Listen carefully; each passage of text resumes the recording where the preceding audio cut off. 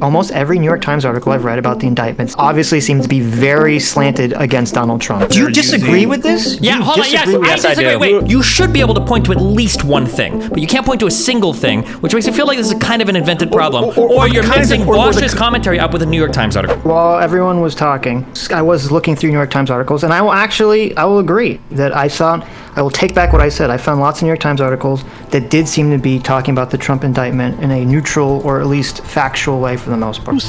Wait, stop. How you guys doing? Good. How are you? I'm doing great. My favorite right-wing podcast hosts. We can get right into that. How dare you? Yeah, Chaeiry, you did put that in the description, right?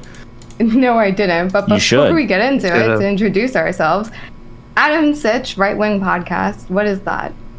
Who are you? Look, I'm so glad we haven't started streaming yet because I don't want. Wait, I'm streaming. Oh, I don't want any of that on our stream. I'm streaming as well. Oh, okay. Jesus, I don't know if he was about to say some wild. Okay. Well, I'll press the button. Look, you're the one saying wild shit. What are you talking about? I'm pressing the button, Adam. Just go ahead. Hold all your slurs, okay? Jesus. Okay. We're live. Everyone's live. Destiny is uncontrollable. He's already talking shit. True. No, he's just addressing the tweet that you were angry about, I'm assuming. Well, I don't think it was the tweet. I think it was the... Hey, Destiny, I can help you with your parents' debts. It has to do with Adam was talking that he was angry in the tweet. Oh, yeah. About the calling us conservative. Moderator, please get our debate started. Yes, thank you. Welcome, everybody, to my second panel, Cherry Pick Podcast. I am having you guys here today to talk about all of your takes on progressive pundits vilifying conservatives. I believe you guys have a lot of overlap, but maybe just little disagreements here and there. And I'm curious to see if you guys can do more than just complain about them and have some suggestions and be, productive. I don't want to start with, I should go around and say who's involved. We have Sitch here, who is off camera because he doesn't show himself. Very cowardly. We also have his co-host of What just moves on, just hits me like that and then moves on. Oh my god. Co-host of the Right Wing Podcast, Adam Friendon. Both of them run a show. It's comedy based, and they also are producing their own comic book series, correct? Yes. Okay. Yes. Thank you for mentioning that. Nice. And then we also have Destiny, the omniliberal. He's a part-time streamer. Fortunate enough to be able to fit us into his schedule. And lastly, Josiah, Pondering Politics, also part-time streamer. I do want to start, though, with Adam and Sitch to really explain what right-wing podcast hosts are. Where did that start? Well, look, we don't have a right-wing podcast. We're often characterized as right-wingers, I think wrongly, by people on the left. I think people on the left, they have this stereotype for right-wingers that all right-wingers are greedy racists. And if you don't believe that, then you aren't truly on the left. And also, when they call you right-wing, that's really what they're doing. They're calling you a greedy racist. So I think a good place to start this discussion is probably to ask everyone, do you think all or even most right-wingers are greedy racists? No. Yeah. No, I don't think so. Okay. I guess we're ending the show. Thanks, Chaeiry. That was great. We did it. Cool. I think some people will actually object to that, so obviously. But so I don't... Greedy. Is it the grifting? The grifting labels that got thrown at them? I'm not sure. I think they use this stereotype because they're super tribalistic. So they like to vilify, obviously, conservatives. Well, to be fair, everybody's pretty tribalistic, right? Yeah. Do you think that's something that's exclusive to the left or leftist commentators? We're not. I disagree that everyone is tribalistic. We try not to be tribalistic, and that's one of the reasons why we kind of get this label as right-wing podcast, because we don't vilify conservatives, and therefore everybody assumes that we are conservatives. I was going to ask, who is the conservative on this panel? Because I'm not a conservative. I'm a liberal. Yeah, so when I said everybody's like that, I mean all political factions are kind of like that. Yeah, and I would argue that you're still tribalistic in the sense that you just caused, like, you painted broad aspersions with a broad brush against the progressive left. So I think that clearly your analysis, like, you have tribalistic tendencies too, right? Oh, I don't. None. No. I think there are plenty of progressive, plenty of liberals that don't use the greedy racist stereotype. So, but I do think a lot of them do. Yeah. Okay.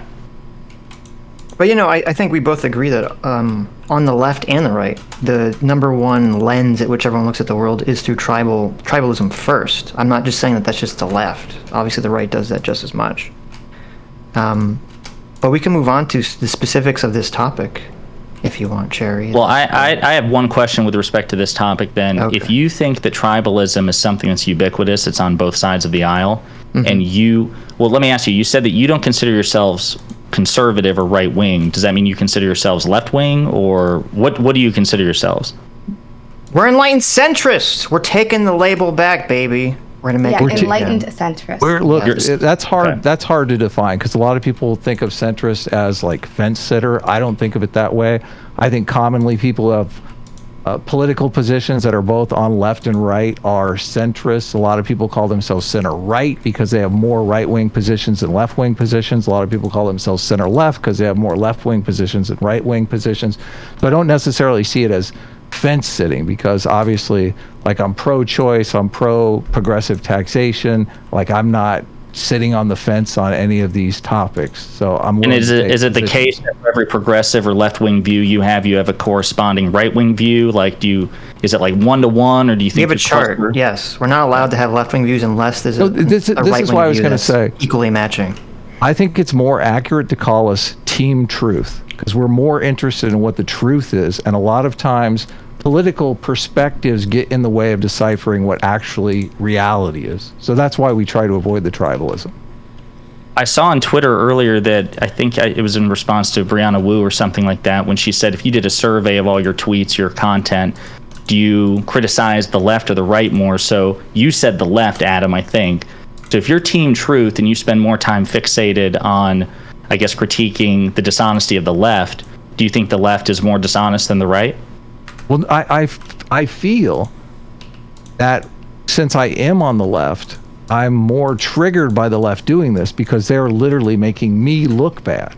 Like when Michael Knowles does something insane, I think, oh, thank God I'm not a conservative. That guy's a lunatic.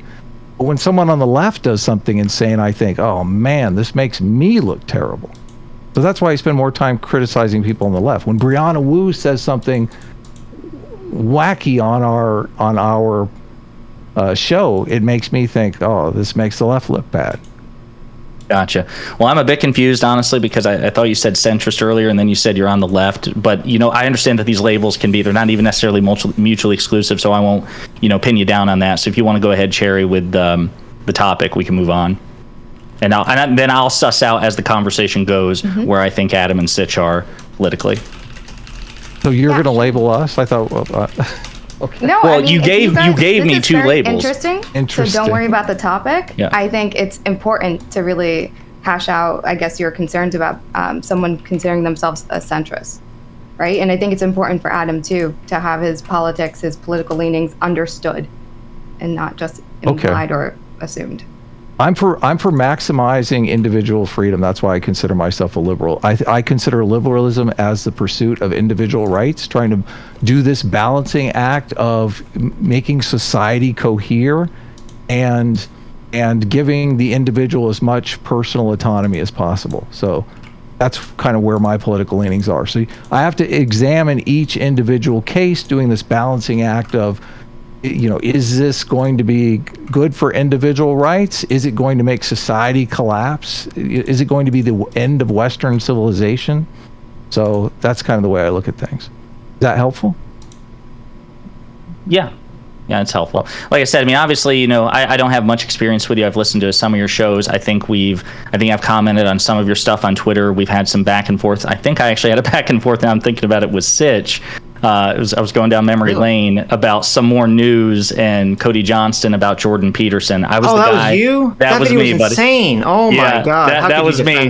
That was me. No. Big Cody Johnston simp. But oh God. Yeah. Don't hold it against me. Throwing up in my mouth right now. I know. I'm surprised actually, Adam, that you didn't mention Cody Johnston and some more news in the tweet that kind of set all this off, because I imagine Johnston has to be harsher on conservatives than somebody like David Pakman. Sure. Yeah, I should edit that tweet. I don't think I can after 24 hours. So. Do a lot of people know about Cody Johnson? Because I feel like David Pakman's like a bigger name, and Cody's kind of like in this kind of weird space of second. I feel like Some More News is pretty popular now. Okay. I mean, unfortunately, but. Yeah, he's huge. I should have thrown him in there. No, good catch. Good save there. Well, there you go.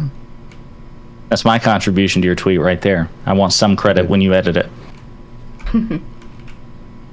Okay, listen. Listening. Josiah does not super understand who Adam is, but Destiny, wouldn't you relate, even though it's your editor who referred to Adam and Sitch as right-wing hosts? Do you kind of relate to people just assuming that you're a conservative in disguise? Yeah, I mean, it happens. For me, I'm less interested in the political labels, and I just go by policy positions. If people accuse me of being like a conservative or whatever, I'll just say sure, and then just like talk about the issues. I think it's kind of because the political labels they don't very neatly map onto a lot of our beliefs these days. So rather than try to obsess over like who's conservative, who's liberal, who's whatever, I just say, whatever. Do you think it's easier to grow a platform from that perspective? I mean, you already have a huge platform, and you grew it as a loud and proud progressive. Did I grow it as a progressive? I mean, my beliefs align with progressives, but I feel like most of my platform growth has come, I think, generally because people appreciate my independence. I think most of my major political growth has happened in that time, because I think like if you wanted to just watch a progressive, I don't know why you would watch me over like say Hassan, because Hassan is going to give you better or more consistent progressive takes probably than I will, because I'm going to have a lot of takes, whether it's Rittenhouse or self-defense or property rights or anti-riots or whatever, that are probably going to fall outside the scope of what a lot of progressives online will advocate for. So I think it just kind of depends. But isn't that, don't you differ on those positions because the progressives are getting the facts of the situation incorrect, and you are more interested in following the facts? Yeah, but that's just explaining why then I don't know if I necessarily identify strongly as a progressive, like come here for progressive takes. Because if you come to me just for progressive takes, you're probably going to be a little bit disappointed a lot of the time. I've been watching you for a long time, obviously, and I feel like you have moved more towards kind of understanding the right wing and not really strawmanning their arguments, and like I do see you as kind of a force for good in the space in doing that. So, but I do feel like there was a time when you were maybe less considerate of other people's political beliefs. Yeah, I mean, like I definitely have taken a really hard turn towards trying to be empathetic towards people, for sure. And then, I do come off as like very empathetic towards conservatives, usually because I'm treating them like children. But yeah, I mean, that's been kind of like my stated explicit political goal as of recently, is to be that. Yeah.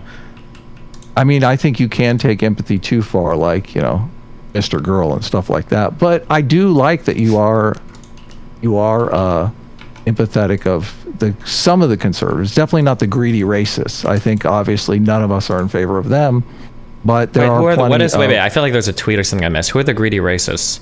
Well, do you disagree that a lot of progressives have this stereotype of conservatives as greedy racists? So when you say, for sure they do, yeah. But I mean, okay, conservatives do the same towards like progressives, as calling them like fucking groomer child molesters, right? Sure, communist, Marxist, totally they do. But I think the greedy racist stereotype is more pervasive on the left. But you do have on the right. Wait, compared to the groomer narrative on the right? Yes. Oh, that's just absolutely, completely not true. Okay. It's become like if you're not convinced already, like I feel like the groomer narrative has literally become like the de facto unifying position of the entire conservative party right now. Maybe not even necessarily because they hate LGBT people or whatever, just because they have literally nothing else to talk about. Like legislatively, like how many different... Oh, God, yeah. I just want to, there's a difference here, okay? Mm-hmm. There is I don't deny that they're calling people on the left groomers, but they don't mean pedophiles. Some of them obviously do mean pedophiles. I do think when people on the left are using the greedy racist stereotype of people on the right, they mean that they are greedy racists. Like they believe they. When they use the word groomer, you don't think they're trying to signal like? Yeah, I think the groomer word is 100% equivocation. It is 100% equivocation. There's a reason why they picked the word groomer, and there's a reason why they focus on school children. Okay. Yeah, I don't. Yeah. Sorry, go. Well, I was going to say, I would also point out to Destiny's point, I think that when we're talking about like an exchange of insults, for me, it also makes a difference that I feel like Republicans who actually wield state power are also more likely to throw these insults at the opposition. Like, I don't hear Joe Biden going around referring to, other Republicans as racist per se, but I do hear Republican leaders, like even I think Marjorie Taylor Greene does it all the time, and she's the de facto Speaker of the House, referring to people as groomers and Marxists and communists and so forth. So I mean, didn't Joe Biden literally his first campaign ad when he ran against Trump originally, wasn't it him? He had the clip of Trump, supposedly calling the Charlottesville people fine people. Yeah. And equating that with Trump supporting white nationalism. So I don't know how you can say that like Joe Biden is not calling people on the right racist. Hold on. There's to try to equate these two things is insane. So Trump stating that there were good people on both sides was absolutely a wild and insane statement to make at a rally where people are literally carrying tiki torches. That was Trump's quote. Okay, but wait. When Trump when he says that, and then he immediately says, "I'm not talking about those people. I'm talking about the people protesting the statues, taking down the statues." And you could say that was a stupid thing to say because I agree with it. But obviously, when Joe Biden puts that up there without the clarifying comment, he's trying to associate Trump's support is a white nationalist base. So you can't say Joe Biden is not throwing the racist label at Trump or. Well, hold on. Well, we're not arguing whether or not he's throwing the racist label. You can argue. That's what Pondering just said. He said, "I've never heard Joe Biden say that." I think what I said is that fair to say that. Yeah, sorry, go ahead. Wait, I was just going to say I don't think that it's something that Joe Biden habitually does. I'm sure you can find, like you just cited an example of 2 or 3 years ago in a campaign ad, and I'll take you at face value there because I don't recall. Recently? I could have sworn. If you can find recent examples about the MAGA Republicans, what do you think he was talking about? He went out of his way to clarify. Wait a minute, he went.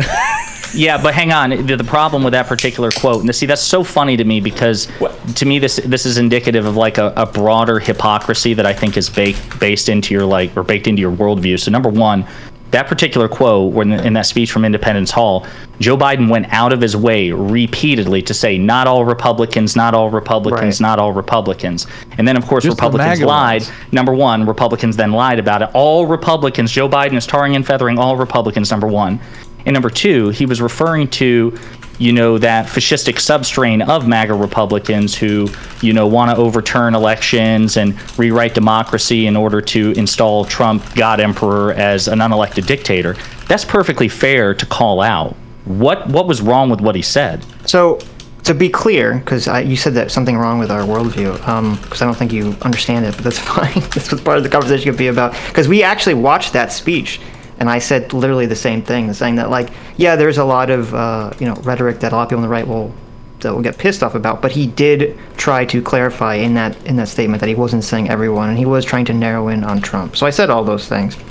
Right? So I don't disagree with that. What I disagree with is the characterization that you're kind of putting out here, which is, I agree that with Adam that originally when the groomer label came out, it was kind of like wishy-washy about what it meant. I agree that now it has completely been dominated by the accusation of sexual impropriety towards children. I am completely against using the groomer label for that reason now, and I do think it's widely overused, and I do think it's gross. But I think you have to accept that it is like a common old as dirt tactic, at least for the last 20, 30 years in politics, for the Democrats to associate Republicans as being racist, and especially recently that has been kind of the go-to move. And it's weird for me to hear that you're saying that that's not the case.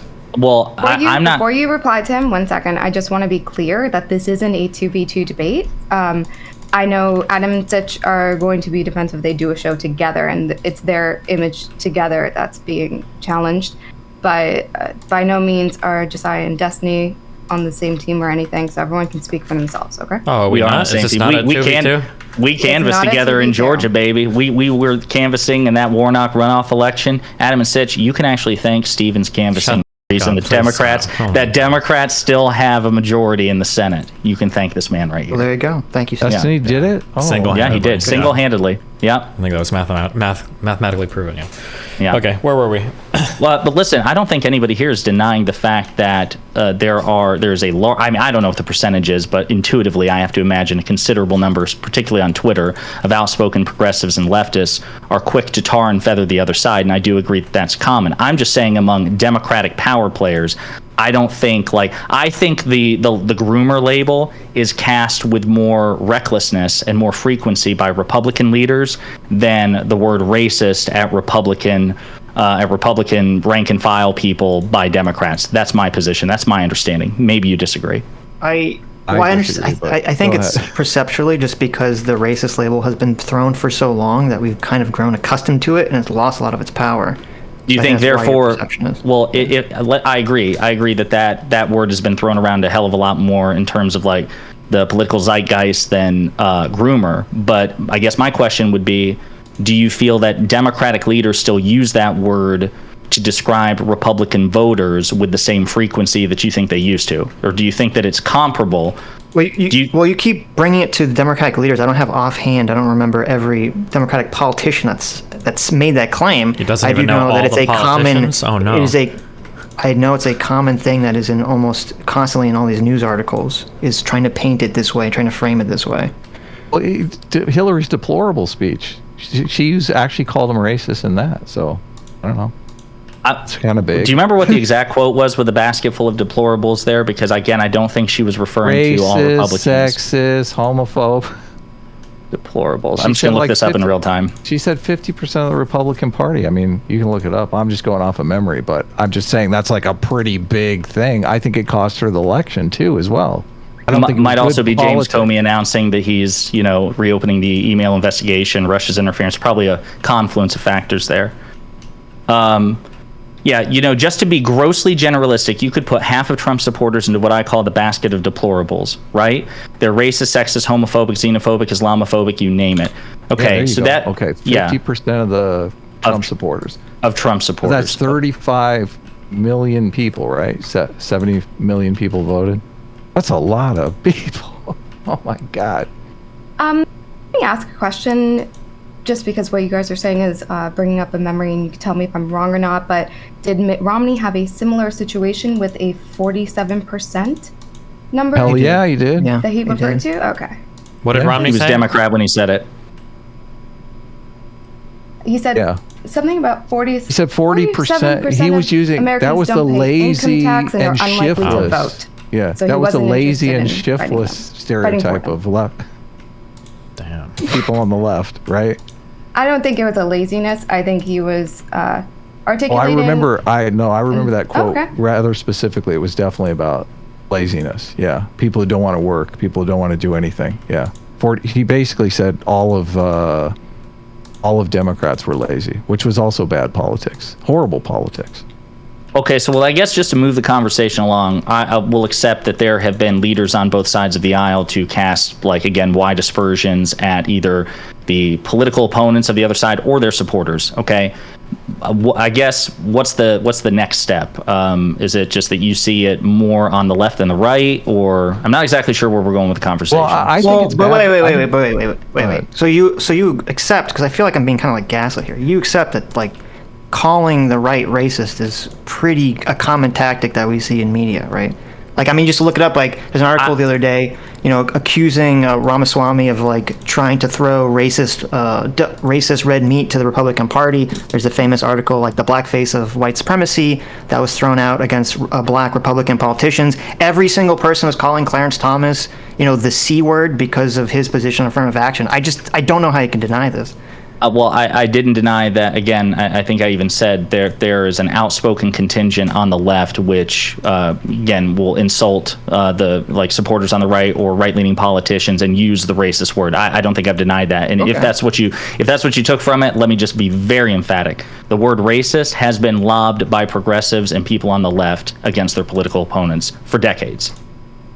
Okay. Well, also from big establishment media too, as well. CNN, you couldn't go 5 minutes without them them making those accusations. The New York Times probably has a half dozen articles making those accusations, like big comment is a left wing. Adam. What's that? You can't go 5 minutes.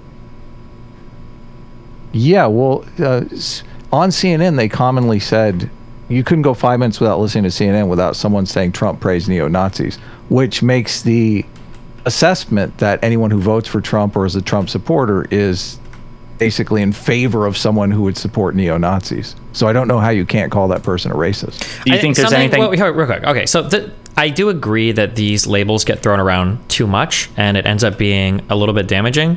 But I also think there's a weird game that happens where because they get thrown out too much and because they are damaging when they're thrown out too much, people act like you can't use them ever. Like, I get really triggered when people get really upset about that MAGA, the MAGA Republican conservative thing that Biden said. It is a fact that there is a, like, I hate to use this word, but there is a like fascist swell that exists under Donald Trump, where there are people that are desiring a single leader to overthrow the American republic. Like that's undeniable. Now, I don't know how else to say that. There are no nice ways or nice words, but like that is true. It's also true that Donald Trump said that somebody couldn't preside on a court case because his parents came from Mexico. It's also true that Donald Trump is on record asking Giuliani how he can ban Muslims from entering the United States, right?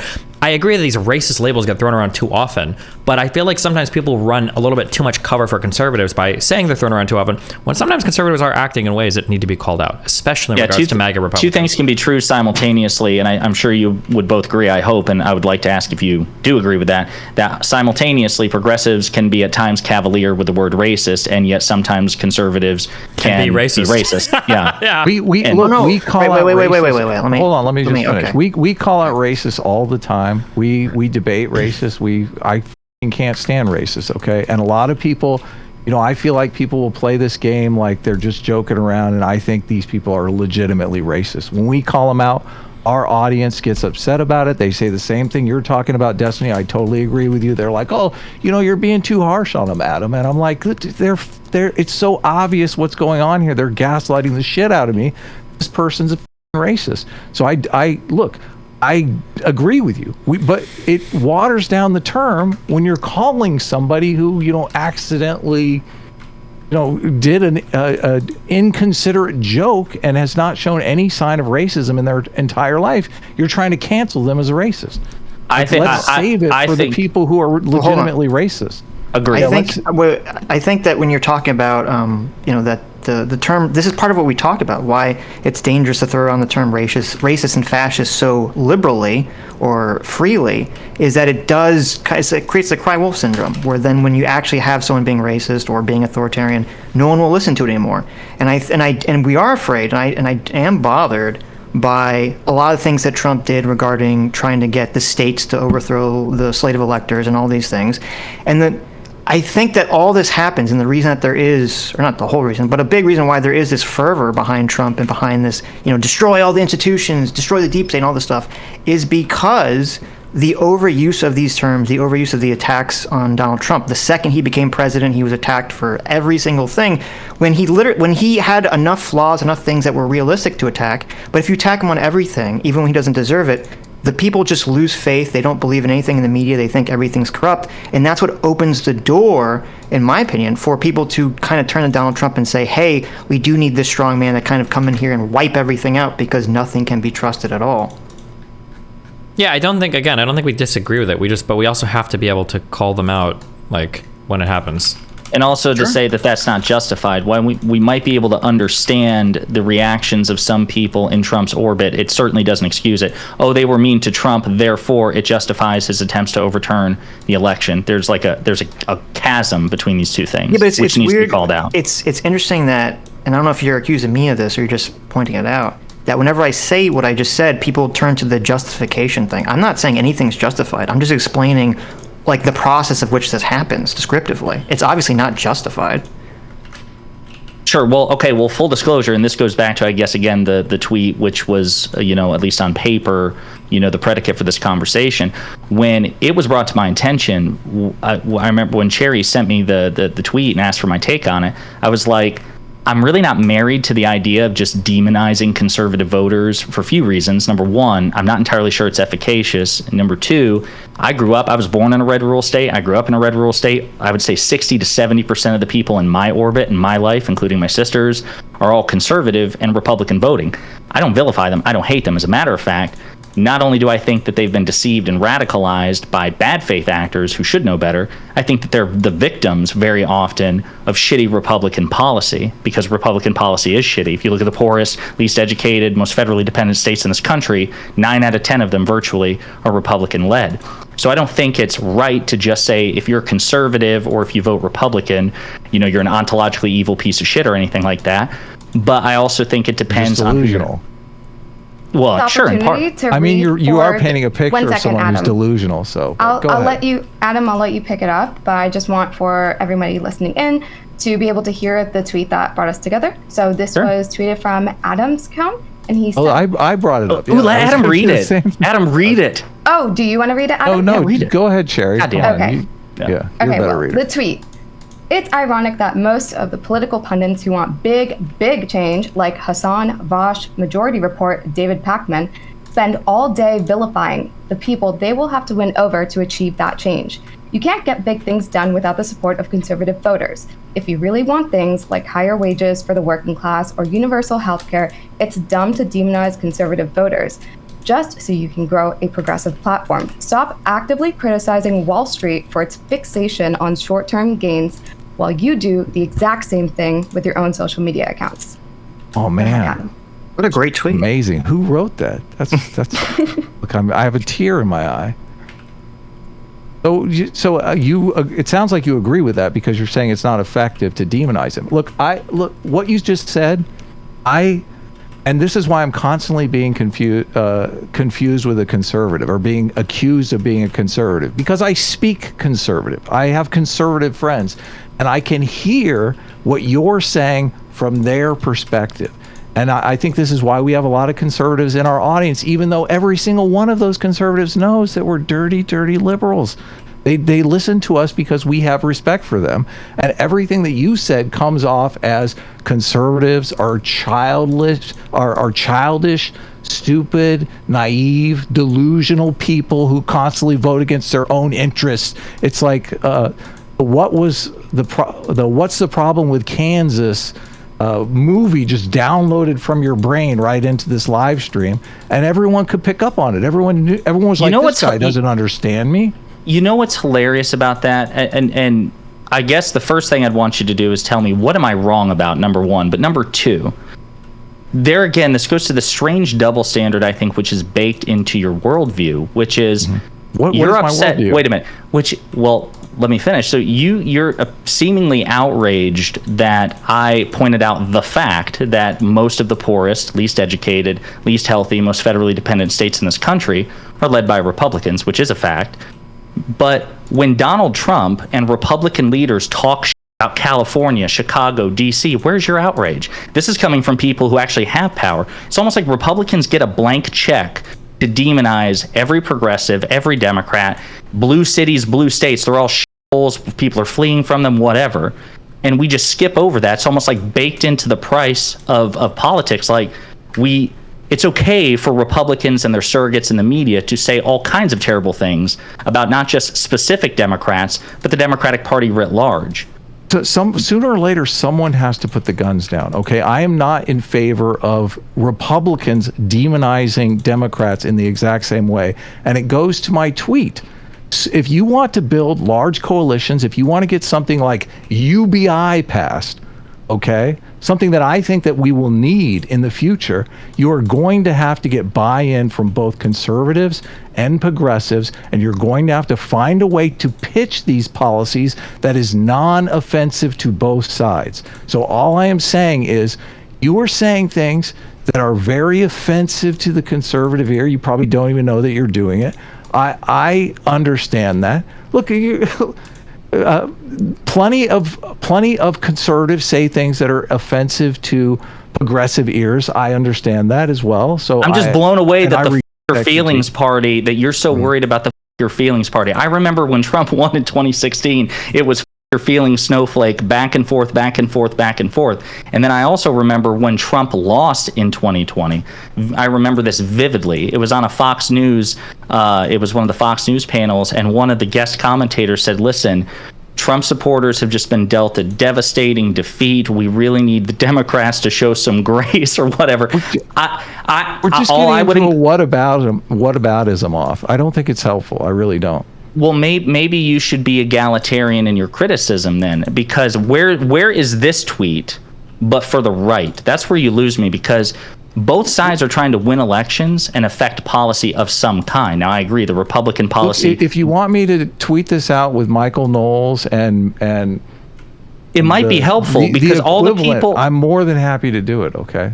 I don't understand why it's not your instinct, especially if you say that you have a right-leaning audience and you're... I am... Wait. I already said that. Wait. Look, Wait. Listen, you can't... Okay, what I wait. feel. You point to like a single tweet. If you were to go back on my Twitter timeline, you'd see that one of the tweets I made a couple of days ago was all about how the narrative around the Biden investigation the Hunter and Biden the Devin stuff. And the Devin Archer testimony was bullshit. And if you actually read the Devin Archer testimony, in my opinion, it's evidence that he didn't fire Shokin. Yeah, it's exculpatory evidence, 100%. Right. I mean, it's just you're like painting this weird view of Adam that is not at all not realistic at all in terms of what we talk about on our show at all. We constantly criticizing the right on our show, much to a lot of right-wingers in our audience getting mad at us. When we cover the January 6th hearings, I think we probably lost like 500 or 1,000 live viewers permanently from our audience for that. And I always get thrown the label of TDS. So it really kind of bothers me that, and first of all, I thought we were going to be arguing something specific. I don't know why we're arguing about like Adam doesn't do enough to complain about like the right, which is not even remotely true. So it's just this weird conversation that we're having in the first place. Well, it has been a meandering conversation, but all I've just said is, listen, again, I don't agree with vilifying conservative voters on number one, and is a general practice, right? Well, you're telling me I don't do it enough. Well, no, I'm saying that I don't think you criticize the right enough. I don't understand why there's asking me to vilify people in a tweet. I mean, that was your request. Well, if you're gonna vilify, shouldn't you be even-handed with it, especially if you're a centrist? That's where I'm confused. It's like Are we talking about vilifying conservative pundits instead of or that? Because I imagine that's the tweet. I already answered this question. I'll say it again. When we have people listen to our show, it comes off. Obviously, I talk about UBI, I talk about MMT, I talk about universal health care. Everyone knows I'm a liberal. Okay. So every single conservative in our audience is not going to take my opinion seriously, because they're going to say he's not one of us. So why am I trying to like be something that I'm not to these people to try and win them over? It's not going to be feasible. Obviously, you're going to criticize your side more because you feel like you have a bigger influence over them. That's why I'm criticizing the left. I'm saying this is ineffective and we should go in a different direction. I'm sorry, I'm confused. Is most of your audience right wing or left wing? I thought you were. Look, most of our audience is probably right wing. It's probably 60-40. Then you curry more influence with the right. You should probably try to hold the right accountable. Only because the left has mischaracterized us as right wingers. So left people have a trepidation about watching our show because we've been wrongly mischaracterized. I can explain to you, Josiah, they are not a political show like David Pakman would be. They are very specifically a comedy show, but they do cover politics and current news, and they always make it clear their big inspiration for starting a YouTube channel was from the Disney movie Lilo and Stitch. That is everything you said. So much sense. Oh, Hama. True. You're welcome. Yeah. Well, first of all of that is not true. Sitch, we're live in front of Destiny's This is a comedy show, okay? What do you mean? If you want that meme to spread, you just you have to tell everyone. I kind of do want that meme to spread, yes. Okay.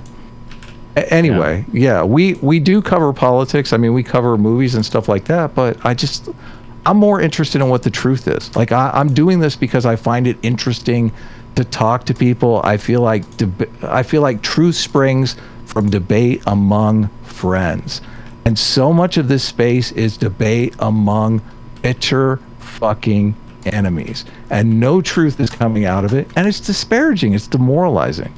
I don't like it. We're arguing a lot on a topic that I don't think we necessarily disagree on. Yeah. I'm trying to figure out where the disagreement, because I think we all agree that you probably shouldn't just lambast people as racist. I think we all agree on that. Yeah, we do. But that sometimes it might be appropriate to use the word, which I think all of us agree with that. Yes, totally. Agreed. So I don't know what. Yeah, I'm not entirely sure how we've managed to. Let me ask. Okay, we might have a Let's move on, disagreement then. on this, and it is germane to the tweet itself. So I don't Why do watch. we have to disagree? Why can't we just be friends? Come Because we're on. on a we can debate show, so disagree. we We probably can need to disagree disagree about as something. friends. This is a friend. Listen, Adam. The few Twitter interactions that we've had have been friendly. Sitch and I have been a bit more combative, but even then, when he was like tweeting out that shit about Hunter Biden, the laptop, that debunk, I loved it, man. That was a solid, thorough debunk. Great stuff. But we might have a friendly disagreement about this. You might be able to educate me here. So I don't watch Hassan, but I have consumed quite a bit of Pacman, Cedar, and Vosh.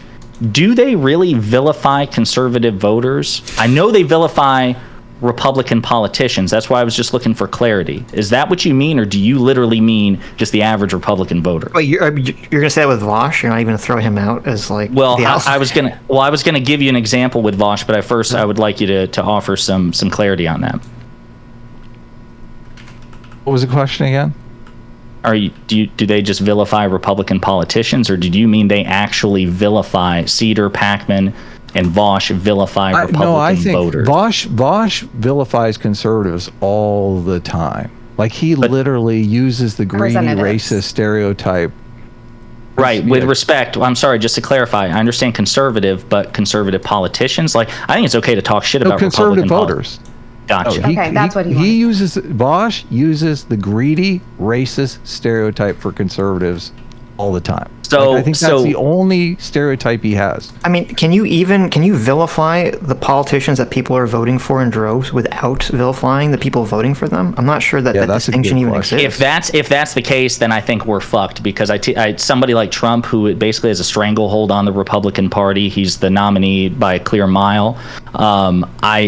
I guess it depends on what you mean by vilify. How could I describe Trump in a way that wouldn't be vilifying? Well, no. him So to you the can. people? So I think you can try to understand why, even if you disagree with Trump and everything about him, you can try to understand why you think it is that he appeals to people and why people are voting for him. But when all you do is you just say like, oh, he's he's an evil, right-wing, authoritarian, fascist, racist, and therefore, if that's where you end the statement, it's Yeah, but I going to don't lead think people to believe, oh. nobody here is advocating for that, right? I think we all think that like it's good Well, to I have don't. substantive I don't political know. Is critique, that right? what is Pondering advocating for? I guess. Well. So again, I think so to me there are like I guess if I wanted to get really reductive, I can just easily conceive of two types of quote unquote Republican voters. So you have people who I would consider just conservative, right? So they just believe in, robust Second Amendment rights. They believe that life begins at conception. So they're pro-life. They're, pro-freedom of speech, yada, yada. They probably grew up in a red, rural, conservative environment. Their parents, grandparents, and so on and so forth, all Republican, all conservative. And so they would just vote for whoever the nominee is, whoever the Republican is. So that to me is a generic Republican voter. Then I think you have a subset that I would consider part of Cult 45, the MAGA cult, which it really, if it's Trump versus the GOP, they'll side with Trump. That, the election was stolen from Trump. He was justified in pursuing every available option to try to overturn the results. It was fine to try to litigate his way into a second term. If violence is necessary to reclaim the country, then so be it. Yada. That is a different type of Republican. I think one is eminently more relatable than the other. I think one is more dangerous than the other. And then I think you have Republican politicians and conservative thought leaders as a separate category who are the most morally culpable and the most deserving of criticism and harsh rebuke. I don't think that's why I'm asking, you asked the question, is it possible to vilify Trump? And maybe vilify is using the wrong word here, but how can I criticize Trump? How can I call Trump for what he is in a way that to your satisfaction would not cast aspersions on those who vote for him? I think you can criticize all the policies, all the things that you think are dangerous, and I think if you, or anyone, if Pacman or Hassan or any of these people, would explain and understand why and how people on the right are motivated to vote for the things that they vote for, and the answer is not just racism or something negative, and understand where right-wing moral principles come from and where the moral foundations that make up the conservative movement in America. If they were to understand any of this, but they don't, and explain any of this, but they don't, then I don't think we'd be where we are. But I think if all you do is you sit there and you vilify right-wing politicians, then you're obviously going to say, well, oh, the people that vote for them obviously support, these policies, these racist, horrible policies. Right? I'm not entirely sure, and Stephen, feel free to jump in any time. I'm not entirely sure that tracks, because I don't think Republicans, even as a party, are particularly policy motivated these days. Number one. Number two, you said, if you attack his policies, what if I wanted to attack his character? What if I wanted to... You can attack his character. You can attack his person, his character, his policies, whatever. That's not what I'm saying. How on earth can you attack somebody's character, person, and policies without it feeling like you're demonizing or vilifying them? Yeah, that's where I'm confused. No. You can vilify and talk about these politicians all you want, okay? What I'm saying is that if all you do is talk about how all these politicians on one side, if all you do is talk about all the politicians on the right are racist, or all you do is talk about how the politicians on the left are socialist groomers, okay? And you don't actually explore why it is that left-wing voters are voting for who they vote for, or why right-wing voters are voting for who they vote for, obviously you're going to be saying that the people voting for them are in favor of either racism or grooming, right? I mean, you would acknowledge that, when someone on the right talks about how all these left-wing politicians are groomers, what does that say about the people voting for those politicians? I suppose you could read an implication there that the supporters are themselves. You suppose? I mean, I'm just imagining. I don't know of any commentator who does this anywhere, that when they offer a critique of a particular politician, they follow it up with an equal amount of time devoted to why these supporters it doesn't have to be so it doesn't have to be this equal, I have a chart. So everything has to be perfectly balanced. All I'm saying is that if all you cover is these are right-wing politicians, they're all bad, they're all racist, or if all you do is cover left-wing politicians and say, wait, let me just finish. No one disagrees with this. Why do we keep doing this? Literally, no one here disagrees. You keep saying you don't disagree with it, and I feel like you don't, but Pondering does. He does not share your opinion. Wait, Pondering, do you think that we should call all conservatives racist and... No. That's not, no, that's not the argument. Pondering asked, he said, are these people, are Hassan and Dave Packman and Vosh, really vilifying the voter base, or are they only vilifying the politicians? And I'm saying, if all you do is talk about how these politicians are evil all day, obviously that's going to have implications in the viewer's mind about the people voting for them. Would you agree or disagree with that, Destiny? If you vilify the politicians all day, does it make the people think that you don't like the people themselves? That are voting for these politicians. It really is going to come down to the word vilify. That's doing a lot of heavy lifting here. What do you mean by vilify? If you're going to say all these Republican politicians are racist authoritarians, or all these left-wing politicians are socialist groomers, and that's all and that's the primary focus of your channel, is that not going to lead the audiences watching these channels to think, well, the people voting for these politicians must support the racism or they must support the grooming? I mean, to some extent, but you have fundamental disagreements with these other politicians. Of course, you're going to have fundamental disagreements with the voter base as well. There's not a way to get around that.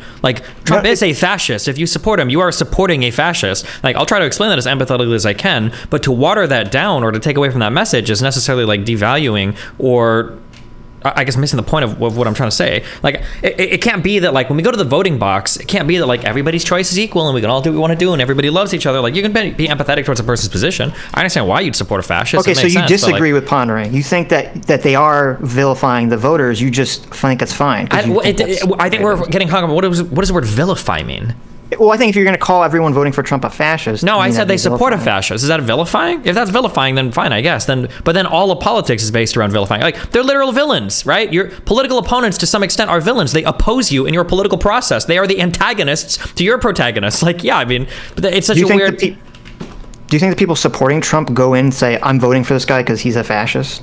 I think that's a separate question. Wait. No, do they do it because of that? No, but that's usually just because they're too uneducated to know what fascism is. If you were to describe fascism in other words, yeah, I think the majority, 90% of Trump's voter base, if you were to say, do you think it's really important that we have a really strong leader that sometimes takes the reins away from the corrupt institutions of our government and takes the country in the direction that we really needed to go because he knows what's right for this country? I think 90% of Trump voters plus would say yes, right? You could describe fascism in other words and they'd vote for him, but yeah, they're not going to say, I vote for a fascist. I don't agree with that definition of even authoritarianism, because you're not even saying abolish the government except for the president, have the president be the sole source of power. You don't need under to what you just abolish laid the out. government. You can have a puppet government. You can have a government that technically functions, but the president is allowed to tell the vice president, hey, I need you to overrule the vote for the presidency. Or you can have a government that has institutions, but the president is allowed to fire and replace the heads of the DOJ, the FBI, the CIA anytime they do something that it doesn't like, right? You can have also a government trying to that's a puppet expand government. that power too, Yeah. as we know that Trump is trying to do. I think if for you would ask 2024. the average Trump voter and say, do you want an authoritarian government, or do you want Trump to be the sole source of power with no other branches of government, really? I don't think most average Trump voters would be in favor of that. Really? I think you might be able to phrase that. The ones Yeah. that talk about abolishing all of the executive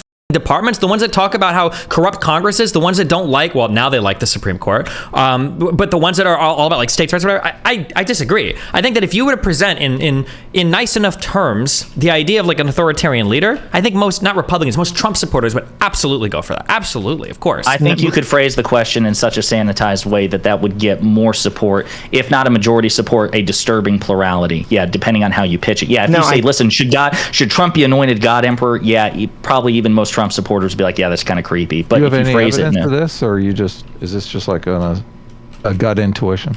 I think I would it's say an it's- intuition based on literally the collective rhetoric, policies, and behaviors of Donald J. So Trump. it is a gut intuition. Okay, thanks. Well, hold on. Wait. You can call it a I would gut like to intuition. know. Look, Wait. Hold on. No. What? Stop. No, That is what such you an are unbelievably saying- dishonest question. Wait, is that a gut intuition? Yeah, I don't have every single Trump voter in front of me, and there's not polling data saying, do you support a fascist? When we talk about the gut intuitions we form in politics, those are based by the behavior of the supporters, by the behavior of the politicians, by the policies they state, by the social positions they have, and by the behavior they exhibit in office. What is the behavior that Still Donald a Trump gut exhibited in office? intuition. It was that of no. It's not just an It's still a intuition. It's an gut intuition the same intuition. way that if somebody points a gun at my face, I'm intuitively going to think he's going to shoot and kill me. So yeah, it's an intuition. It's but not you're using the same. It is It's- absolutely look, the same. One person pointing a gun at you and the entire electorate is a completely different situation. Donald J. okay? Trump pointed a gun at the United States and said, I am going to unilaterally overthrow our elections. It doesn't get much more serious than that. And he has widespread support from Republicans to do it. What is it, like 70% of Republicans now think that the election wasn't even legitimate? Yep, Destiny, it's why- back from like in the upper 50s to low 60s. A year ago, it's back up to 70. Look, I would like some evidence. I'm just saying it's a gut intuition. Like, maybe your intuition is correct. I would just like some. Okay, what kind of evidence would you be I looking would for like. here? Look, we constantly. Wait, no, debate I want to this answer too. that question. When you finish this, I want you to answer that question. What kind of evidence do you Okay. want? Well, no, we debate all the time whether or not we're teetering on the edge of fascism. No Look, one I is don't want to talk- live in a. I just I want to don't know wanna what is the live in a evidence you fa- need. Some sort of poll that asked him. I don't know. Like, my intuition is, if you did a poll asking people, would you support Trump if he wanted to become dictator for life?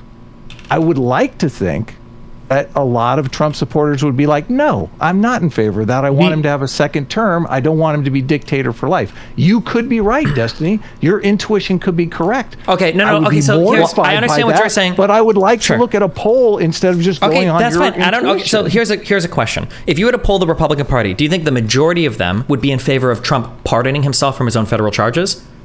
Yes. Do you think the majority Of would be course in they favor would. of disbanding the investigations against him? Of course they would. Do you think the Yes. majority of them supported him when he told Pence to overthrow the election? I don't think so, no. Do you think the majority of them supported him when he said that the election was fraudulent? 70% I have data that shows that, right? Like, Yes. Yeah, I can't get you a polling data that shows that, like, they would support him being a fascist dictator, but they supported everything else in everything but name. Everything but name. Also, do you think that It's a- Trump himself? It's a giant, look, it's a giant difference to say to sign off on a poll saying I want Donald Trump to be the president for my lifetime. That's a completely different argument. But go ahead, Pondering. Do you?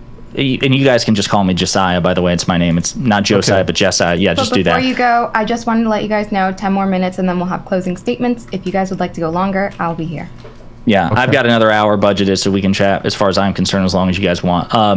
But I mean, it's a fascinating talk, so go ahead. yeah, do you think that Trump himself? I was trying to find some evidence here, and it just kind of reminded me. Do you think Trump himself has a good handle on his base? Do you think he understands his base and the Republican Party? Like he's got a good reading of their temperature? I think that's all Trump does. That he tries to Yeah. listen to the base and react mostly. So when he famously said he could shoot somebody on Fifth Avenue and not lose a single vote, what do you think he meant by that? Well, it was obviously a hyperbolic joke. I don't think he could literally shoot someone. And it's completely different because if he is literally going to be president of the United States forever, that's much different than shooting someone on Fifth Avenue. Wait, do you think that's the most important part of like a dictatorial regime is that he's just going to be president for life? I want to go back. Wait. We have to go back to the whole abolishing Congress and all this stuff, because the difference here to me is that when you talk to people that are conservatives or Trump supporters that talk about getting rid of the Trump investigations or throwing out the deep state, the idea in their mind, that's my understanding of it, is not that they want to get rid of all these institutions because they want to have a monarchy. Okay, they're not dark enlightenment Curtis Yarvin types. There's some of them, but they're a tiny minority. What their thought process is that these institutions are corrupt, that they view that the investigations into Trump are corrupt. Now you can disagree with that, and we can disagree about the fact claims of that matter, but to me, that's where we get into this issue of like throwing the fascism labels, that they're not in favor of throwing all these things out to install Trump as a dictator at all. They're just trying to, in their minds, get rid of what they perceive as corruption. Yeah, and to them, corruption is the state. And wouldn't that apply to every person who's ever supported any fascist in the history? You're talking about every single fascist ever. Yeah, of course. I mean, like when you talk about the World War II Hitler thing, but like every fascist says that the state is corrupt, there needs to be a strong leader, you need to overthrow what came before it, and they're the only ones that can lead you to freedom. Like this is every single fascist ever. Wait, if somebody said in the 30s, "Hey, this guy's going to genocide all those people and do all this," let Sitch respond. Okay. Yes, obviously, and that's the danger of these sorts of movements and these sorts of rhetoric, is that it can lead you down that pathway because people sense this corruption, which is either real to them or you would disagree with it being real if you're on the other side of things, and they'll support someone, and then that person obviously for their own gain uses their rhetoric, uses that power to become the authoritarian leader. I agree with that. But to me, and this is what we're trying to get at, is just saying these people are fascists or fascist supporters. That's not going to change any of their minds if you're not actually addressing what their concerns are. None of us disagree with that point. But it's still important to label it as what it is. Like, it's kind of essential to the conversation. No, wait. This was the central. The thing that got us off on this tangent was, again, what I'm sorry, Pondering, what did you say you want us to call? You can call me Josiah. Josiah, okay. Yeah. The thing that got us off on this was the tweet that Adam put out, which is that, if you're just calling Trump a fascist, okay, what is that, if you don't give any sort of explanation or understanding of why people are vote for Trump, and all you do is you label him a fascist, obviously I think that's going to lead people in your audience to assume that people voting for him are voting for him because they want the fascist, and therefore there's no way to convince those people, there's no way to win those people or in a debate or in a conversation, and the only alternative is through violence. I agree that it's bad rhetorical strategy, which is I don't do it, but everything you just said is true. People that support Donald Trump do support fascism. They're just too stupid to realize it. That is absolutely a factual matter. Okay, so at that point we're just have to defeat these people through physical combat? If not necessarily. I think that our institution still exists quite strongly. Is calling them stupid a good way to win them over in a political fight? Generally, no. That's why I don't usually call them stupid. Okay, well, you just did. I did now because we're having a frank conversation. I will have a frank conversation. The way that I appeal to Republicans, you call it empathy. I call it treating people like retarded 4-year-olds. That's how I reach a conservative. I've got to be incredibly patient. I have to be incredibly kind. I've got to pretend. I can't even pretend I'm talking to my son. It is condescending because they're retarded. Exactly what I'm they don't talking believe in about. vaccines. They don't believe in climate change. They don't believe in science. They don't believe in academia. Half of them don't think we went to the moon. They don't think that the election. How the else am I supposed to treat these people? Yeah, of course they're retards. But yeah, you treat them like that. You be kind, you be patient, you be empathetic, and you do what you can. But at the end of the day, I believe in the things that I do for good reason. And it's not like I'm going to sit here and pretend that me and a conservative have the same factual standing on every single issue we debate. That's insane. It's literally the party of like science denialism. Half these people think the earth is 6,000 years old and the dinosaurs aren't real. Like, how the supposed to take them seriously in some kind of scientific or factual sense? There's also situational rhetoric. Like, I guess where I'm confused is like, obviously, if Hassan, Packman, and Cedar are saying, listen, when you're having a conversation with a conservative or conservative voter, instead of trying to appeal to them and apply some situational empathy, whatever, you should just call them fascist or fascistic supporters. Yeah, that would be incredibly stupid. But again, it's about situational rhetoric.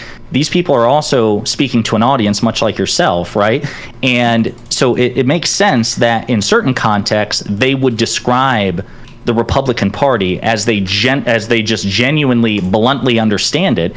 And then when they're face to face with a Republican voter, they may say something else, or they may couch the language or use different rhetoric. I don't think that, number one, I don't think that's hypocritical. Number two, I don't think that that's anything unique to the left or unusual. I'm so confused. To me, I just don't understand what the issue is here. And I honestly don't think that we disagree too much, because again, I think Stephen and I also agree that it would be bad to just vilify wholesale Republican voters nonstop. But then it seemed like the goalpost was being moved. Can I just make one point, Sure. and then we can go move Sure. to questions? Well, I need to respond to what Stephen said. Well, but yes. you can, but let me just make my point real quick. It won't take long.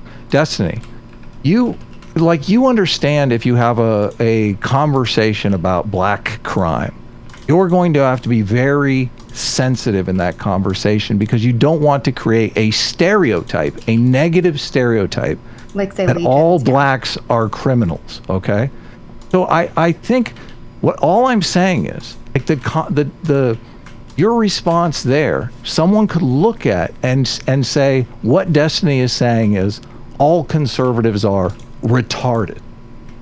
That would create a stereotype of conservatives as being retarded, which I think is unhelpful. I agree. It is unhelpful that they're retarded. I understand what you're saying. Wait, Rhetorically, so, when I hold on, let me be clear. Are you saying all conservatives are retarded? if you Or is support that Donald hyperbolic? Trump, you either have a mental disability or you need antipsychotics. Yes. If you support Donald Trump, there's something wrong with you. Yeah. Or you're not American to me. There are plenty of never Trumpers. There are plenty of conservatives that didn't support Trump. There are plenty of Sure. conservatives. And there trying are to get probably him- some conservatives that I would agree with more than, especially progressives these days. That's possible. Sure. Okay, well, you're throwing those conservatives under the bus. No, when you hold say on. all This whole conservatives are time, I've retarded, explicitly been so. talking about Donald Trump supporters. When we're talking about supporting Donald Trump, the actions that he's taking, Republicans broadly are science denialists in policy positions, but I'm sure there are some conservatives out there that I can probably break bread with, or we have like major agreements in a lot of places, but they just like low taxes or something. Sure.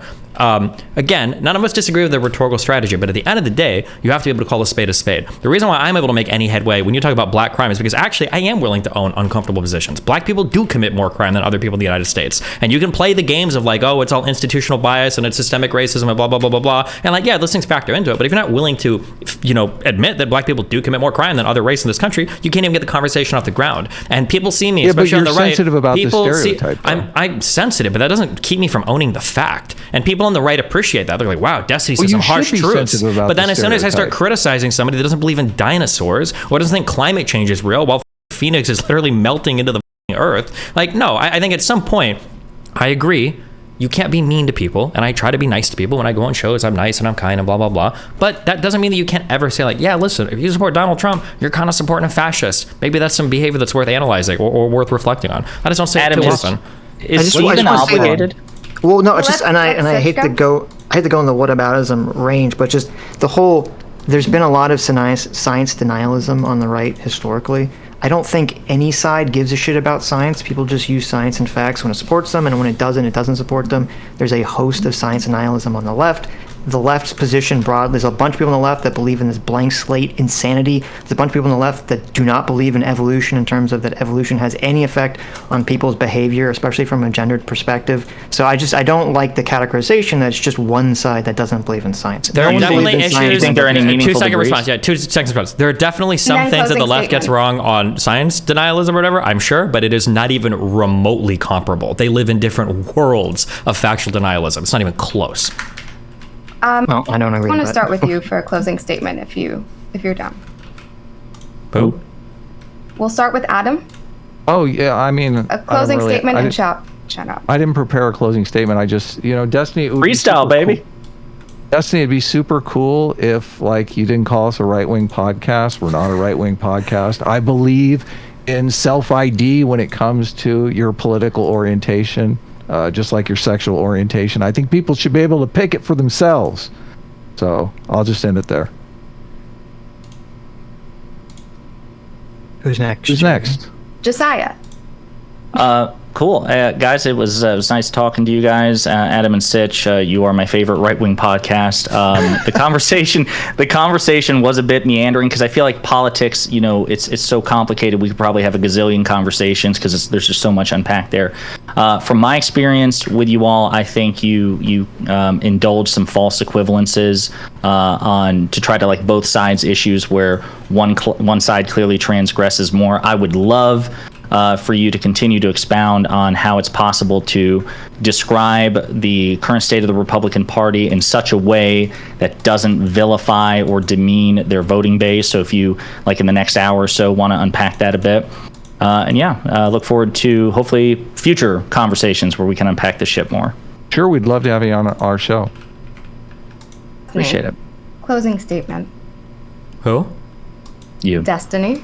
I don't actually think you guys are a right-wing show. If I had to guess, was this like a recent label, like within the past month that happened?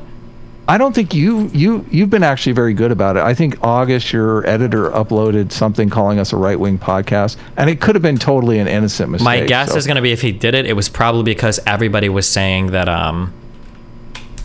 that Anna Kasparian went on a right-wing podcast. Was that the episode that I covered? No, this was long before the Anna Kasparian thing, but obviously then I have everyone no wants idea to what call he's talking Anna about. Kasparian a right-winger now. So Yeah, I mean, I don't know why August obviously, said that he f***ed up.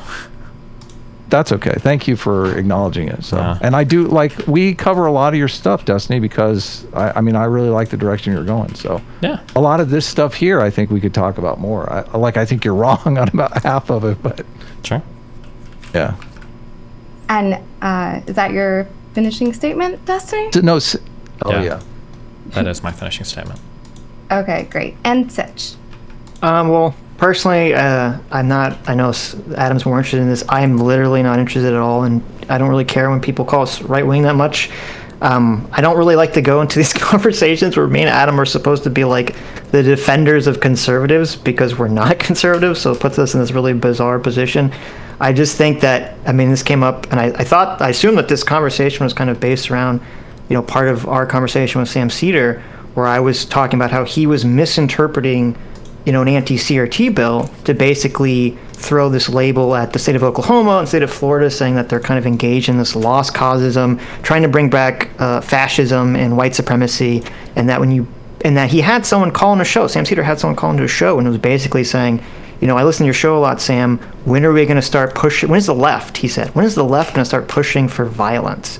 And I think that this kind of rhetoric that we see from, these people on both the left and the right is essentially dangerous. And it is pushing people into these realms of advocating for violence. And to me, I think that we should all be trying to calm down and stamp down on that violent rhetoric. Wonderful. I want to respect everyone's time, and I want to be able to accommodate for anybody who only planned for a 1-hour panel. So you are free to go. For anybody who is also going to dip, our show tomorrow is just going to be a one-on-one conversation that is not a debate, but might be a debate between Destiny and the comedian Vito. And if you guys would like to know, Yeah, what's the debate? it's not a debate. It's just I don't only want to host debates. I kind of would like other more How healthy soy is forms of Vito? I think conversation. that would be a good question. How soy? Yeah. What was it? What's the topic? There is no topic. It's a conversation. okay. Yeah. Okay. Introduction, most likely going to talk about the fire that Vito came under for outing Nick Fuentes' speech that got his content taken down from Rumble. Oh, wow. That's great. Okay. We had a Kinda very good. long debate about that with Vito. But I guess we were on Vito's side mostly with Nick Requeda, so. Anyway. I have to bring this up, Josiah, because Go my for it. chat will lose their minds if I don't. They Do all it. want you to know Oh, here we that go. Joe Biden specifically said that the Republicans are going to put you back in the chains. Okay. Oh, was that during? Yeah, I think 2012 when he was up against Mitt Romney. I do remember that. No. quote. This was recently, wasn't it? I thought it. I'm pretty sure the chains. They're going to put you back in chains, y'all. Was during the 2012 election. That long ago? I don't know. I feel like it must have been because if he would have said this recently, I feel like I would have been hearing about this non-stop. Oh, you're right. Yeah, it was in 2012. So I guess it just gained prominence again recently. Yeah, the one thing that he said that was he said it's not comparable, but it's kind of in the ballpark. What did he say? Something like, "You're not if you're not voting for me, you ain't black or something like that. Yes, exactly. Yes, he did say that. I think he Which meant was to say very that. clearly a Yeah. misspeak, right? Like, Right. Well, I thought actually What was he trying to say? I thought if he you was don't vote for me, you're not supporting the black community. That's wait. Do you honestly think that he said if you don't support me, you're not black? Like you're gonna turn No. white? I interpreted. No. I'm assuming he meant it the way you said, Destiny. But I still think the Oh. implication is the same. See, I thought he meant he was referring to, like, according to polling, he had the black vote locked up. Like, basically, if somebody's not voting for Joe Biden, somebody's voting for Donald Trump and Joe Biden, they're probably white and not black. That's what I thought he meant. No, I think it's the way Stephen. I mean, I interpret the way Stephen interpreted. But Gotcha. I'm the Biden whisperer, so you know. Is There you go. the way Stephen interpreted it by referring to black people who don't vote for him as like a race traitor? I mean, I think you can take that implication. Yeah. Wow, leave it to Chaeiry to bring up the nice. You're Are welcome. you, what does that mean? Is Chaeiry the race trader? No, I voted for Biden. I'm black. Okay, that's good. Hey, That's good to know. You're still black. Sitch, you Yeah, might I'm be gonna look black that now. up. Oh, he said it's to Charlemagne the God, apparently at the Breakfast Club. Would anyone be opposed if I allow Straighterade to join in? go for it. Who? Straight Bring her in. Straighterade. Aaron. I mean, Yeah, I think keep are we dipping or No, let's I stick don't know. What do you around. want to do? Okay. Sitch and I are like legally married, so I gotta run it by. You Well, know, he's just my right off wife- camera, isn't he? I thought I heard an echo in your mic. So. I watched a lot of your coverage recently, Adam, obviously for this, to sort of be able to chime in with some Did you knowledge really? of Oh, your nice. positions.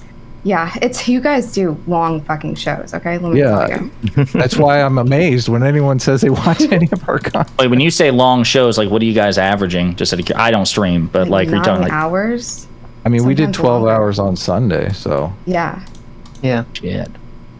But I did catch you saying that you sort of empathize is going to be my word, but you understand progressive pundits almost viewing conservatives as what they're doing, like a step towards fascism, especially after January 6th.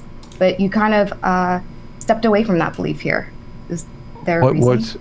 what do you Adam mean? said this, or I said that? No, I are you talking about me saying that the Like, progressives understanding- disparaging Trump are going to like get us more towards fascism? Like, is that what you're thinking I'm saying?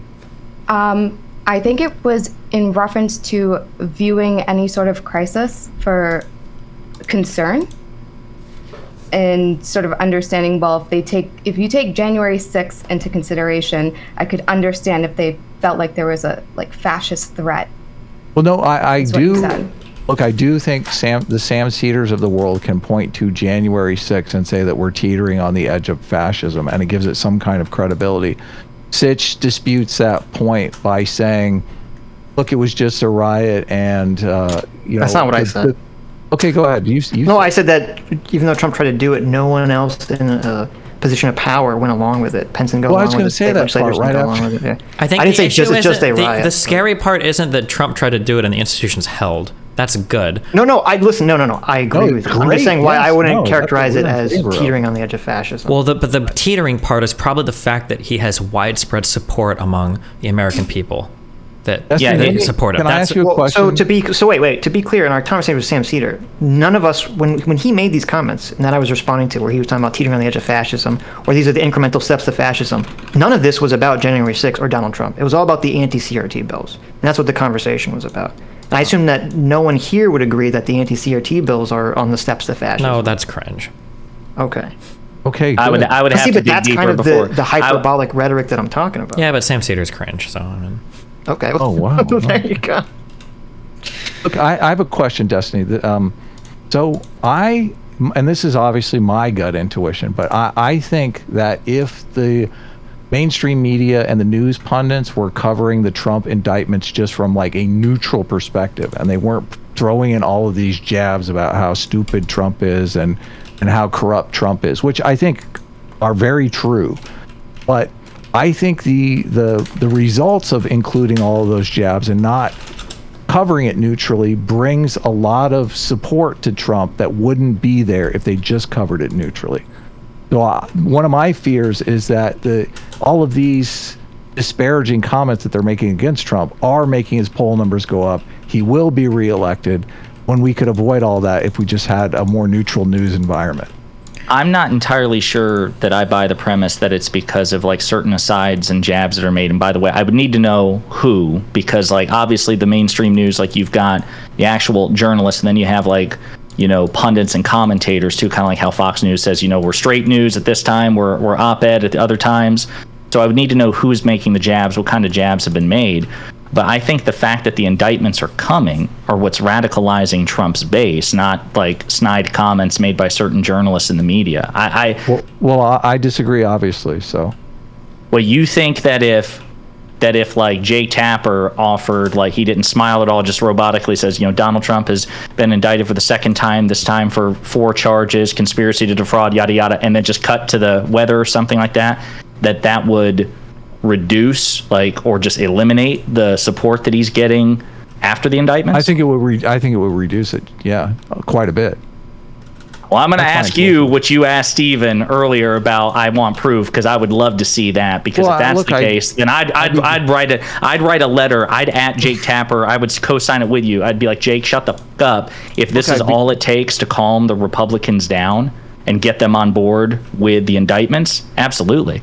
I began this conversation by saying it was my gut intuition and asking you what your gut intuition was, because I don't have a poll, so obviously. Oh, well, my gut intuition, I don't know about Stevens, is just that they support him come hell or high water. And when he said I could shoot someone on Fifth Avenue and not lose a single vote, was that hyperbolic? Sure, he would probably lose a few, but I think at this point... The only voter he'd lose is if he shot a conservative. Trump could literally fuck a kid on Fifth Avenue, and I don't think his voter base would not support him. I don't know if covering these indictments in a Would he do it and then shoot him? Way, he'd shoot him with something. I don't know if like that would be the difference between people taking these seriously or not.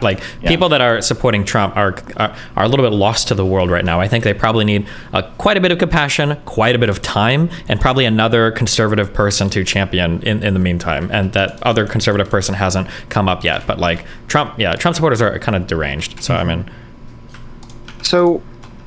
I do think that a lot of people support Trump because they do view that these institutions are so inherently corrupt, and I do think that the way that they're reported on the Trump indictment essentially reinforces in their minds that these things are corrupt. So I do think it would help. I don't know if it's all roads lead to Rome with these guys. Literally every single thing that could happen supports Trump. If they would have moved quickly on them, then it would have been evidence of corruption. If they move slowly on them, it's evidence of corruption because they don't have enough evidence. The reporting. I wasn't talking about the actual indictments themselves. I feel like almost anything can be swung in terms of like, you know, if they don't call them names and they're not reporting enough on it, they're not giving it enough airtime, you're trying to bury it under the rug. Like it feels like every single thing that you could do is going to be spun in some way when it comes when it comes to the indictments, at least. Mm-hmm. I mean, so you can make that argument, I guess. I just disagree. But I was curious because, so we've been talking a lot about, you know, the threat of authoritarianism or fascism with Trump. You know, do you think how do you think that relates at all to the fact that socialism has become so widely popular to the younger generation on the left, so much so that we see it seems like almost every left-wing large commentator in politics on the internet is a socialist of some kind. Do you think that's going to become a threat in the future? I think they're cringe. I think we're slowly getting away from it, but we'll see. Who knows? My instincts are we're kind of moving away from that. I feel like a lot of that progressive shit has lost a lot of steam as they've lost support in Congress, as the members in Congress have become a little bit less progressive, as I feel like online, I feel like these people are drying up a little bit. Like I look like Hassan's popularity is waning a bit. I don't know if the majority report is necessarily as popular. I'll have to go check their views. It's hard because the YouTube shorts. Vosh had 10K concurrence earlier today. That's great, but his channel has been like on a slow, steady death spiral. Like if you look at his monthly viewership, I think the last month, because I still check his analytics, was the third lowest month he's had in the past 3 years. Why are you checking his analytics? Because it's my job to know where politicians or political pundits are in this space. I need to know because they are going to reunite. That's in the making. Good news. It's good. Well, it's good to know like who's popular, who's not popular. Analytics. Yeah. Well, and I'm actually going to respond to that, and I'm going to pull an Adam and Sitch and say, okay, if you're citing polling data which indicates that notions like, you know, socialism are much more popular among America's youth, I'm going to blame that actually on capitalism and the failures of capitalism with younger generations. So maybe it's somewhat kind of like how I was watching your interview like on Sunday, or the debate that you all had with Kyle Kulinski and Crystal Ball about woke versus anti-woke. And during the conversation, you said something to the effect of, if there's like any authoritarian impulse on the anti-woke side of the debate, it's really, number one, it's a fringe reaction, and number two, it's also a reaction to the authoritarian woke. So it's kind of, you didn't say justified, but that it's understandable. You gave it a bit, you were grading it on a curve. So I'm going to do that with socialism. I'm not grading If it on socialism, a curve. I hate if well, hang on, let me finish the sentence. If socialism is popular now, perhaps that is the failure of capitalism and people who support capitalism to make a persuasive case to the next generation that, hey, capitalism won't fuck you over, and maybe you should expect more out of capitalism. I agree with you. So first of all, I wasn't justifying anything when we were talking to Kyle Crystal. I was just explaining the process, because I agree with what you're saying, and I think part of the problem is, because I always kind of credit a lot of the extremism in America starting from the housing crash and people losing faith in the system, especially when they didn't see anyone was punished for it, and kind of losing faith in the American dream at that point. And then obviously with socialism, it's kind of spread, from that, and also when, Bernie Sanders lost the primary and all that stuff, and all the conspiracy theories that kind of, came up around it. But the issue is that it seems like, to me, the left has basically, a lot of people on the left, not broadly, a lot of people on the left have adopted this idea that capitalism can only exist in this sort of neoliberal Reaganomics format, as opposed to saying, well, let's go back to sort of this, Reagan era, 1940s through 1970s kind of liberal capitalist economic structure where labor had a significantly more power. We don't have to go full commie, essentially. Sure, but that would require getting conservatives and Republicans out of power, because of course the period you're talking about. But I'm just talking about the messaging for pundits online from the left. I mean, and I hope that what Destiny's saying is correct, that I do think wokeness has kind of reached its peak and it is now waning. People are getting tired of it, and I hope the same is true for the overt socialists that are basically spreading this message and that this will go down over time. I am concerned that it won't. It's just that the younger generation basically is saturated by all this stuff, and that once they get into more voting ages, we'll start to see this stuff manifest again in 10 or 15 years. And I do blame the right for categorizing the welfare state as socialism. The welfare state was literally designed to fight socialism, and I think when the right does that, it's terrible. Like, it does incentivize people to turn to socialism. Sure, well, because they don't see it as a bad thing.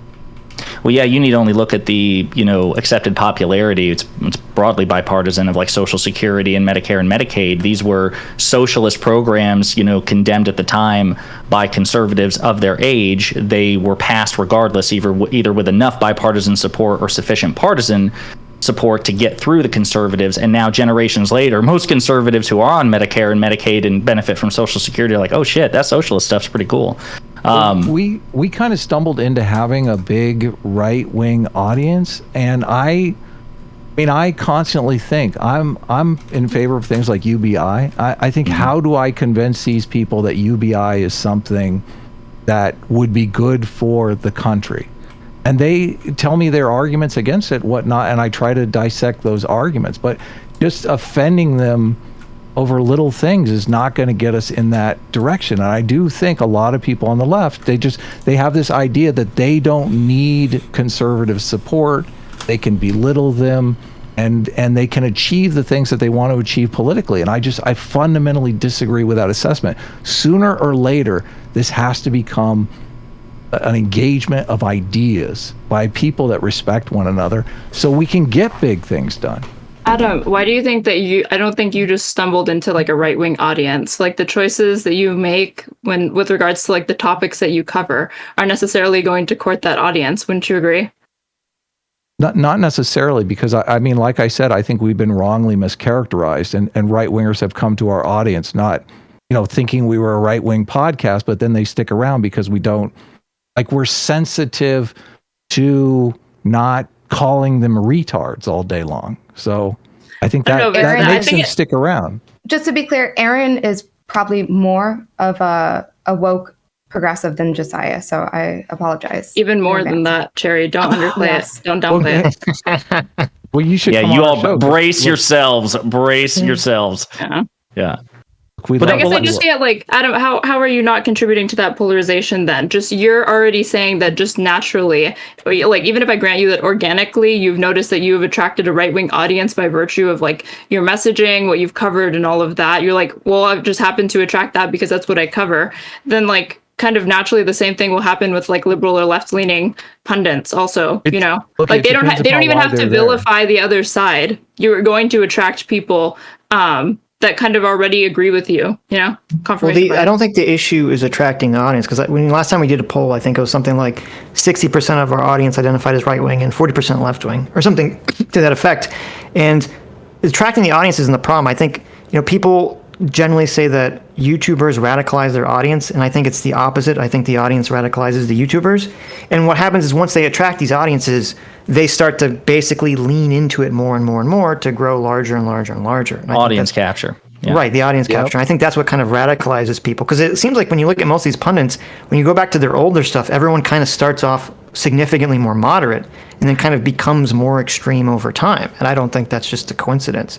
And so for us, we do have a lot of right-wingers watch us because we're very anti-woke. Though when we talk about it, we always try to talk about it, and I'm always very careful to talk about it in terms of saying this is not the left broadly, this is a specific thing, what is it, how is it anti-liberal, and we need to go back to liberal values that both the left and the right existed in America, for hundreds of years. Mm-hmm. Well, why do you feel like it's incumbent upon liberal and left-leaning commenters to appeal to conservatives, but you don't seem to be interested in appealing to like socialists or people who are moving further away from like liberalism to progressivism and like further left? Because, it's an interesting question. I'm just not interested in I consider those very extreme positions. I'm not sure I'm going to be very persuasive to them, and I'm kind of not interested in trying to persuade them. I'm not saying no one has to do anything they don't want to do. Well, and I want to follow up on Aaron's question when she's done. I think like you're outlining why, if you're asking like why is it that all of these like liberal and left-leaning commentators are becoming further radicalized and stuff like that, is because things are polarized enough that they don't actually feel that there's any point in reaching out to the other side because they don't even feel like they're amenable to them. So they just pander to their audience, and then it just becomes a negative feedback loop, and the audiences play off the creator plays off the audience, and both are getting, further dug into their side. Because you've already admitted like, well, I don't like, what's the point of reaching out to them because they just believe whatever they want to believe? Yeah, I'm not trying, we're not reaching out to the very far right either. There's people, if there's someone who's very far right or someone who's very far left that wants to listen to us, that's fine. We try not to, even though we're very anti-socialist, we're not like, oh, these people are all evil and they want to just destroy everyone, blah, blah, blah. I think your content is already appealing to far right people. Like Sargon of Akkad was in your audience. Have you ever listened to a single time Carl has been on our show? No, I only listened. I listened to your conversation with Anna Kasparian, right, and I saw that he was in the chat. I don't think there's been a single time Carl's ever come on our show that hasn't been us arguing about something like pretty angrily for 3 hours about some random topic. I doubt that, but I'm saying that like he's amenable enough to your like content, and do you really just think it's because you're like nice to conservatives, or? Well, no, it's because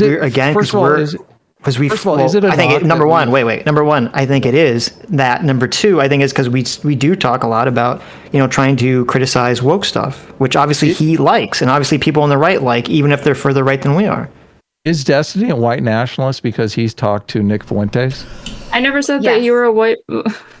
Well, I'm just asking. You guys were like far right or whatever. Because was waiting for that. You said that you don't pander, you don't attract people who are far right in your audience, and I gave you an example of somebody who was in your audience who is far right, and watching to you in spite of the fact that you find that you're closer to the center. So first of all, I don't want to throw. I don't know how Carl, even though we basically argue whenever he comes on, I'm not going to throw the far right label because I don't know what the implications of that mean when you say it. Okay, I don't think Carl. To my knowledge, I don't think. Right? When he to my knowledge, To my knowledge, I do not believe that Carl is a white nationalist or anything, or racist or anything like that. Okay, number one. Number two, I didn't say that we don't have people that are far right that watch us. I'm saying we're not reaching out to extremists on either side. We're not Daryl Davis. We're not trying to like turn everyone over this. I was just addressing your question about that specific thing when you said, well, why aren't you trying to turn socialists over to your side? Well, and on that subject, I am curious because, again, I've watched some of your content. Like, I've watched the Kyle Kalinski's Crystal Ball one. I've watched, I think you had one with President Sunday. I watched that. Rob Noor, I watched some of that. So I didn't know that, but I don't watch the stream, so I didn't know that you guys were like a comedy show. I thought it was virtually exclusively I want political to be honest. commentary. I didn't know that either.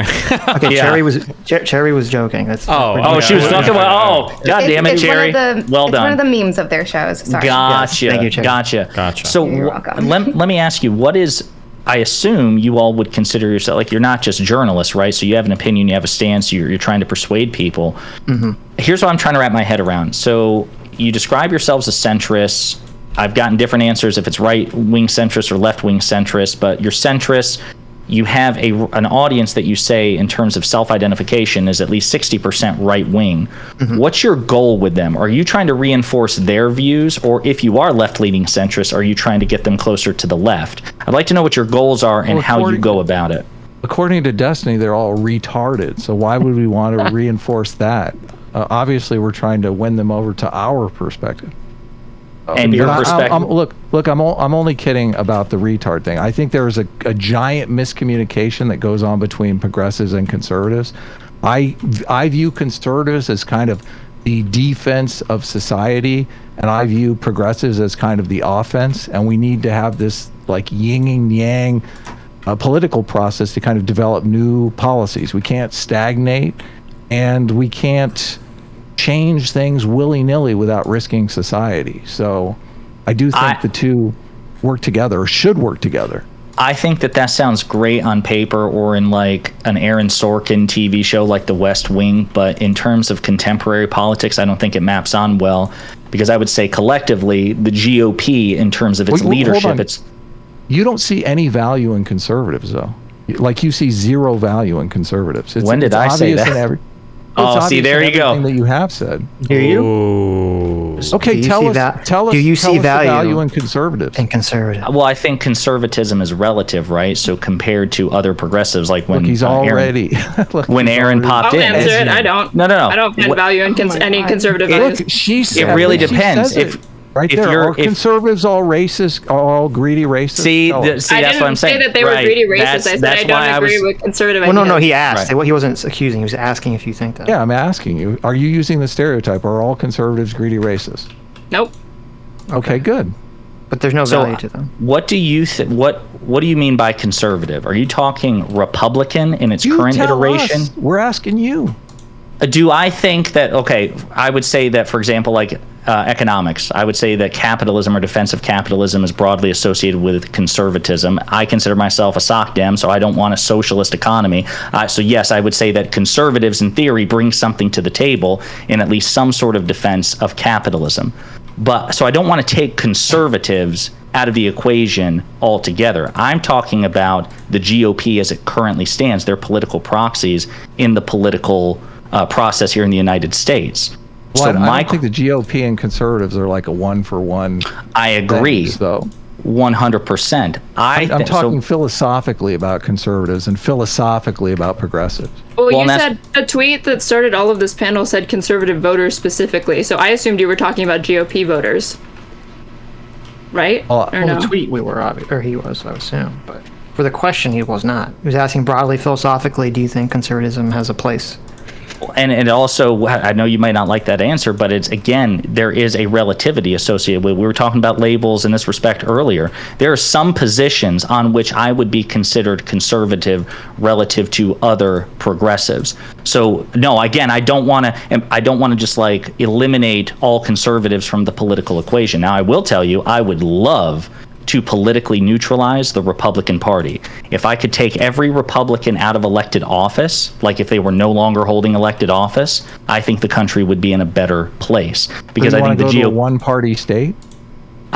If the alternative is the GOP as it currently stands, sure. We can Because have two parties. We can have a left-wing party and then a further left-wing party. Because within the So that's within a the one-party Democratic state. Wait a minute, because within the Democratic Party, you have a wide range of ideology. You have Joe Manchin, Kyrsten Sinema on one side, and then you have AOC and Bernie Sanders on the other. There is a range of ideology there. If you had a football team that had had a offense and a further offense, do you think that would be a good? I've got a better one. Team?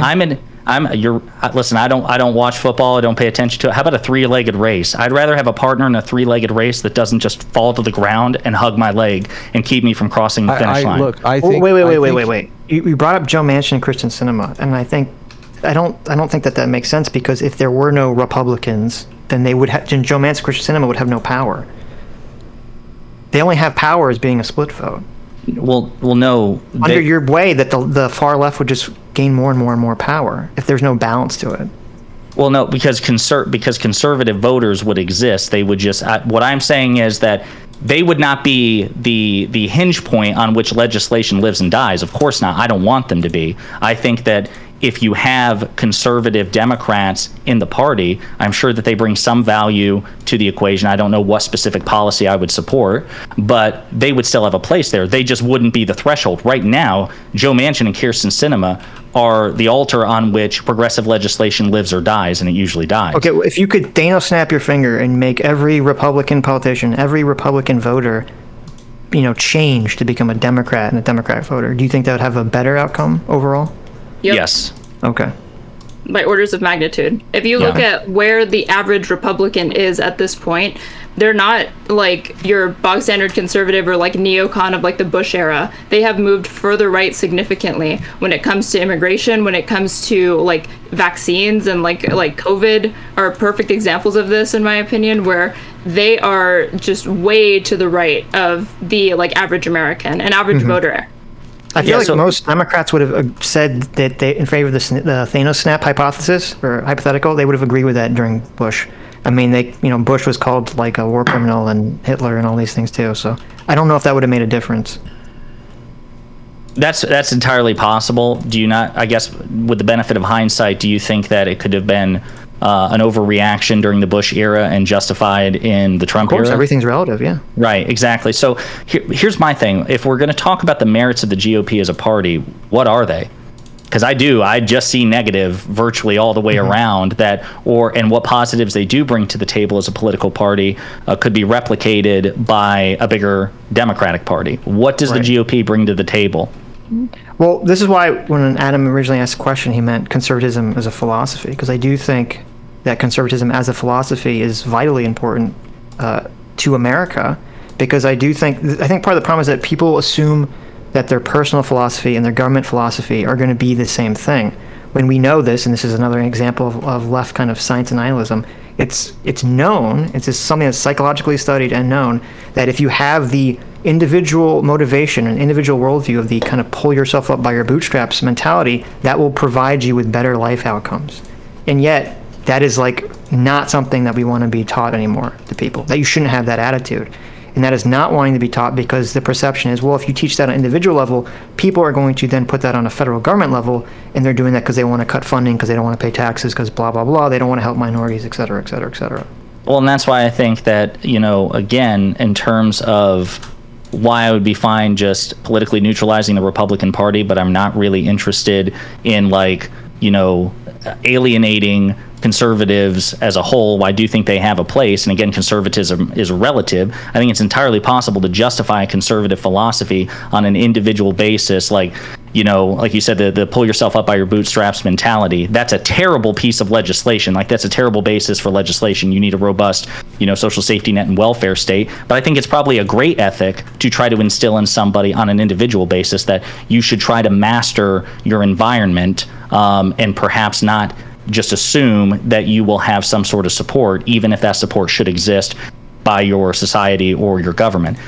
But for me, and I think this is also one of the things where you and I disagree on, or the three of us disagree on, Adam and Sitch, is I'm more interested in the political proxy of conservatism in the United States, the Republican Party, because they're the ones who actually wield power. And I also think that it's a feedback loop. I don't think that Republican politicians are just being radicalized by a base. I think they also radicalize their base, and it just feeds back and forth. And I hear you talk a lot about conservative culture and culture in general. I'd like to know where you stand on Republican politicians, Republican leaders, people who actually wield power, and not just people on Twitter or whatever. So could you expound what your thoughts are on the GOP? Well, so to be clear, we primarily, I would say, talk about cultural issues on our show overall. I mean, we don't even spend that much time talking about Democrat politicians individually, of those things. but in terms of specific Republican politicians, I'm from Florida, and I remember at first.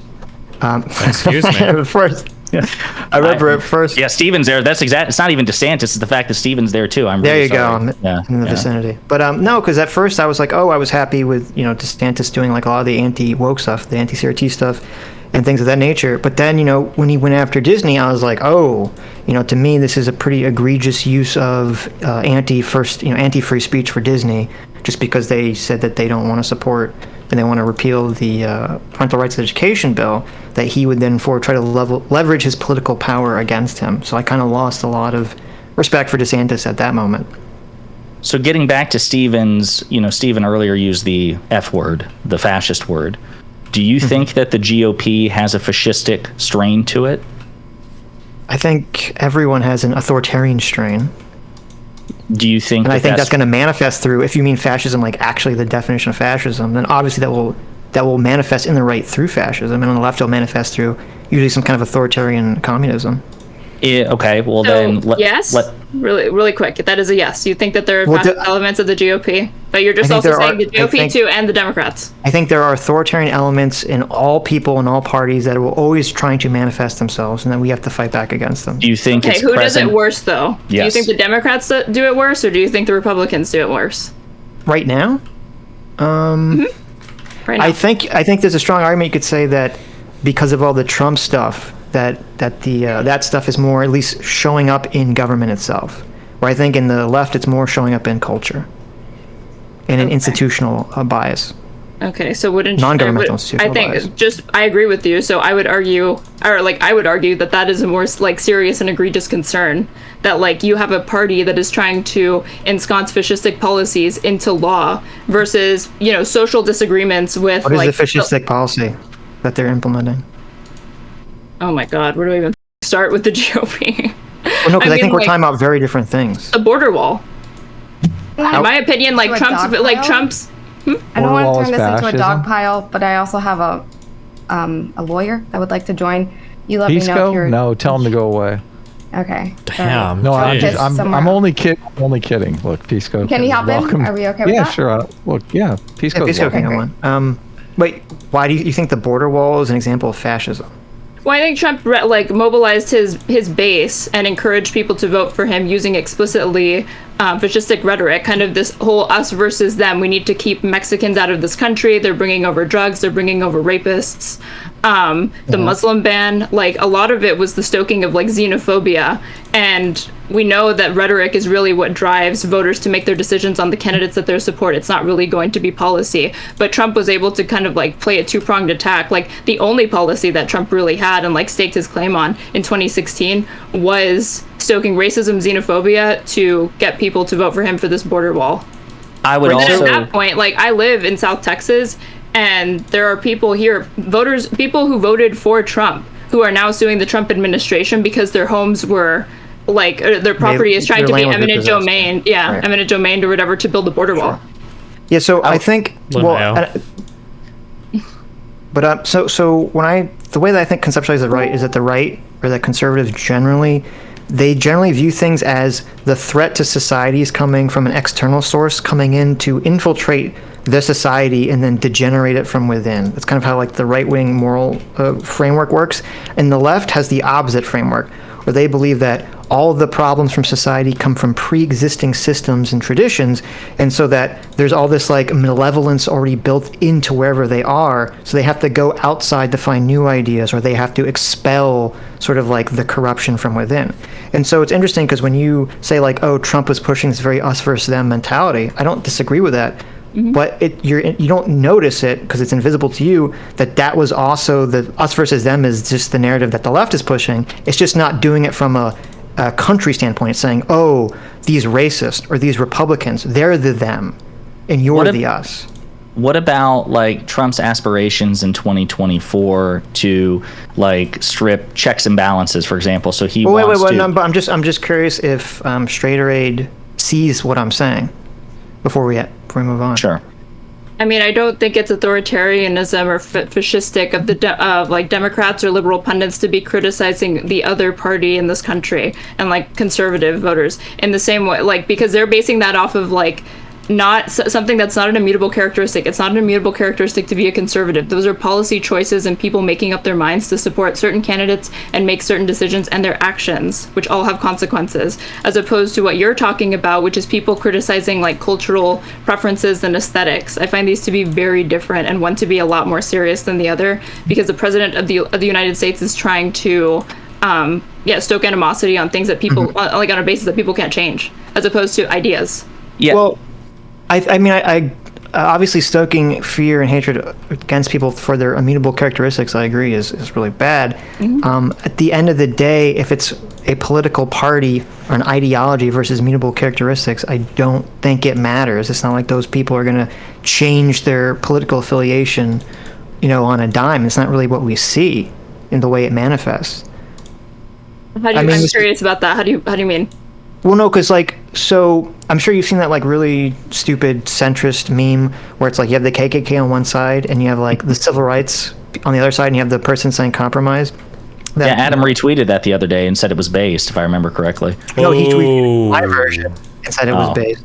Which is worse. On one side, you have the people that are the Look at this guy. He's gunning for me, Sitch. The other side is the people that have the little Antifa hoods on them, and they're saying we want to destroy liberalism, or it says, we want to destroy liberalism and capitalism.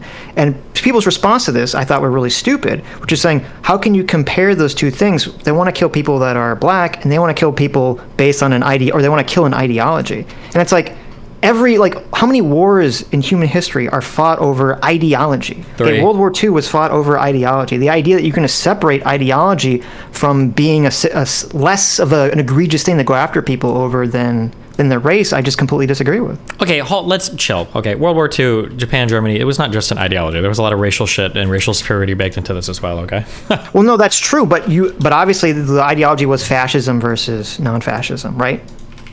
No. Well, yeah, I mean, that was an ideology, but a lot of it was also built on literal racial superiority, right? Okay, that's okay, fair enough. So maybe I should, instead of using World War II, I should use, all the conflict that was going on in the Cold War, which was definitely based around socialism versus liberalism. Yeah, I don't think it's fascist of the left to criticize an ideology that baked within it is racist or anti-Semitic ideas. But the other thing. Wait. Do you think liberalism has baked within it racism and anti-Semitism? No, but I'm talking about if we're Stephen just brought up how World War II had a lot of racial animosity undergirding it, and so if you're saying that well, I acknowledge that was a bad example, and then we moved to the Cold War to talk about how the dangers of just saying that you can attack people for their ideology. I know, but some ideologies are worth attacking. That may be. I agree. That could definitely be. I don't disagree with that. Yeah, so what about the? Okay, so she gave the example of the border wall. Obviously, you can test that, or at least you have some objections. Do you agree that that's an example of fascism? To me, it's not the one that I would go with. To me, do you think it's an example of fascism? Trump wanting to build a border wall? Yes. I think you probably make the argument. Again, it's not one that I would. You can tell me your opinion. I think you could make that argument from two prongs. One was that it was very clearly built on racial and xenophobic lines. Obviously, that should be indisputable. We can dispute if you want. And then two was the fact that he couldn't find popular support anywhere for it, so he mobilized the military to do it under this broad deference of protecting the United States from foreign enemies. Threatened to declare a state of number one. Threatened to claim a state of emergency, and then I think he threatened to impound congressional funds, if I remember correctly. I think those things are a little bit fascistic, because that's literally would you say that's an authoritarian movement? It's weird to say executive action authoritarian, but he did it as the president in the defiance of Congress, and then did it for racial or xenophobic reasons. That's pretty fascistic. Hold on. What if 80% of the people who want a border wall want it for economic reasons? Maybe let's say hypothetically they're all marginalized people, they're all black, and 20% of the people want it for fascistic, racist reasons because they want to keep the brown people out. You got an 80-20 split. Is it still fascist? I'm just saying the way that Donald Trump went about it. Yeah, I think Aaron the other branches of government, and then he did it and then he did it motivated for xenophobic reasons. Trump didn't say that we need to stop these Mexicans from coming in because they're taking all our jobs. He said he wanted to get rid of rapists, thieves, and murders, and he stoked gang things, MS-13. And then he wanted to ban the Muslims. And then he wanted to ban... answering the question. Look, you're not... Oh, he did. He mentioned mixed motive, and he's talking about the particular motive of Donald Trump, and that would be what he would consider, not necessarily the motive of other people supporting it. I'm asking you for the motive of the populace, because I think that's more important. But if you're analyzing a particular policy action, I'm going to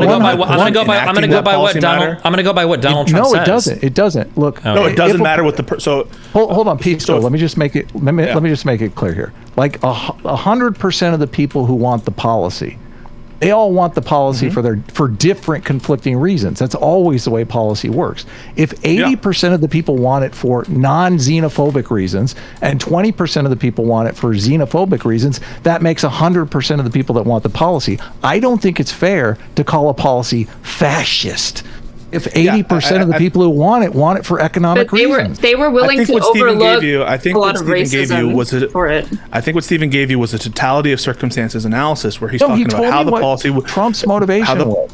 How the policy was... let's just be clear about what he said. Wait, real quick. Hold on. I'll hold everyone on. Please. Okay, what do you want to hold on for? I was moderating. You're a moderator. Who's holding on? I know. I moderated over Destiny, so he doesn't outdo me.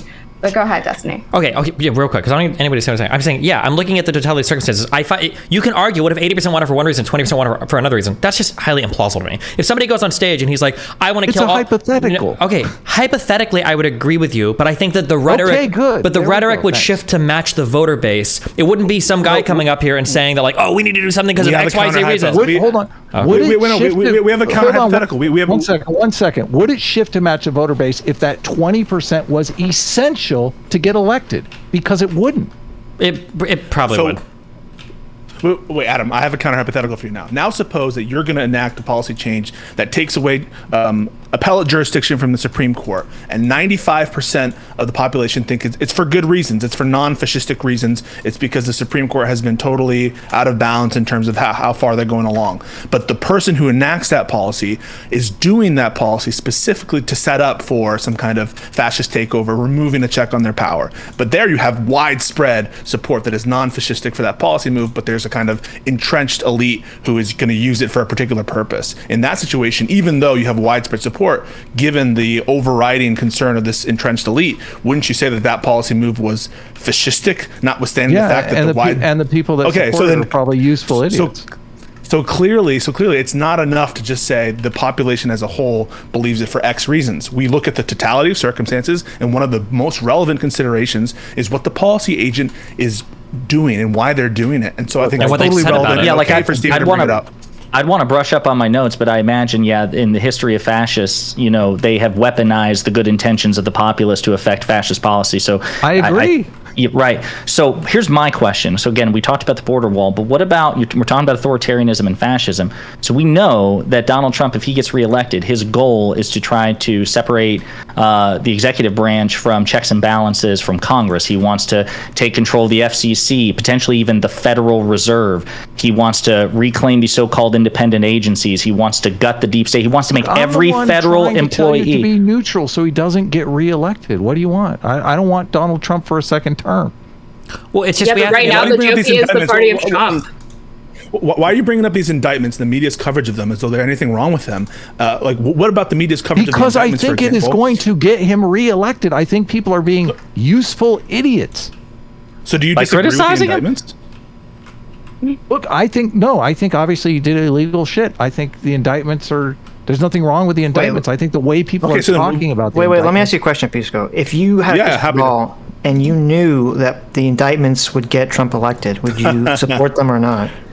So if I knew in advance, if I'm letting my policy objectives, my political objectives, also I'm asking, influence who is being indicted and who's not being indicted, then the game is up, right? The game, you could push me to the brink and say, is it going to cause nuclear war? Are you going to do the indictments? There's something that I'm gonna be like, okay, fine, whatever. But if it's the case It's like if you push me in a nuclear war, if you push me to some kind of widespread genocide, if you push me in those or the end of American I just asked if it would get Trump elected. I'm not. That's the end of the hypothetical. I'm answering your question. So the answer is no. I would still do the indictments because if I'm doing my indictments based on who it's going to help or hurt politically, then the conservatives are right, aren't they? The Trumpers are right. Wait. Hang on. Will you answer that question? If it's the case that I'm deciding whether to indict someone based on the political ramifications of that indictment, aren't the Trump supporters correct that it's totally political? And wouldn't that be, for me, just a total, really, I'm giving them what they want and saying that it is political. No. You don't agree with that? So the people that are defending Trump in this instance, their claim is that the indictments are political and they're without merit. They are BS indictments that he shouldn't be tried on. You could have a position where you say you think Trump committed these crimes and would be found guilty if this went to trial. However, you prefer that he wouldn't be president more than that, and in your mind that would supersede whether he's indicted or not.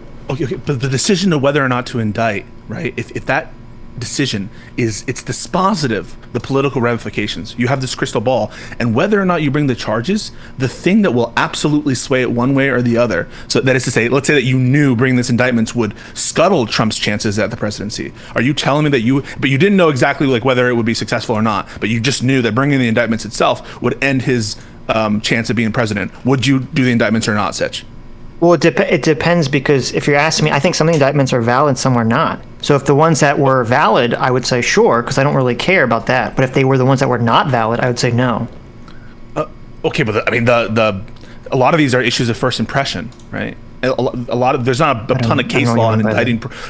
An issue of first impression is an issue that there is no legal, there's not a ton of like legal precedent on, and so there's a lot of plausible cases. The standard for bringing an indictment is the same thing for arresting someone. It's probable cause, and what you're telling me right now is if it's a facially plausible indictment or one that you think is reasonably backed, that you would be okay basing your decision on your some knowledge about whether or not it's going to positively or negatively affect Trump's election. No, that's not my position. It's factoring into your analysis about whether to bring an indictment. What you're saying is on some indictments, I am definitely going to consider the effects on Trump's political outcomes. If that's the case, then you're doing exactly what the Trump supporters are saying the DOJ is doing. You're considering a factor that you're not supposed to consider. I don't know how to say this. That's not what the way you're describing this is incorrect. Okay, Adam's position is not, we should only be going after Donald Trump if he's going to lose the election based on this. His position is he doesn't think it's worth, I'm speaking for him, but I thought he said his position was that he doesn't think it's worth it because it's going to end up helping Donald Trump get elected. And to him, that's more important than the law. Look, I'm not talking about the indictments. Sorry. Look, let me make my position clear. I think you could do the indictments, and if the media talked about them in a neutral way, that Trump would probably lose support. I think doing the indictments and the media talking about them the way they are, I think Trump is going to win the election. How are you going to talk about these indictments in a neutral way? These indictments are insane. What does it mean in a neutral way? Well, I think you just talk about the facts of the case. How did the media cover Clinton's impeachment with Monica Lewinsky? How did the media cover Watergate with Nixon? Like, Trump's stuff is an order of magnitude worse than both of those events. And the Monica Lewinsky stuff is perfect because didn't it help Clinton get reelected? I think no. This was going to happen during. It was his second term when that happened. Yeah, it was like in 1998, 1999. He was out the door basically. Yeah. But actually, I think it was interesting because part of people were saying that the reason they thought Gore lost was because he kind of tried to run away from Clinton as opposed to kind of defending him during all that stuff.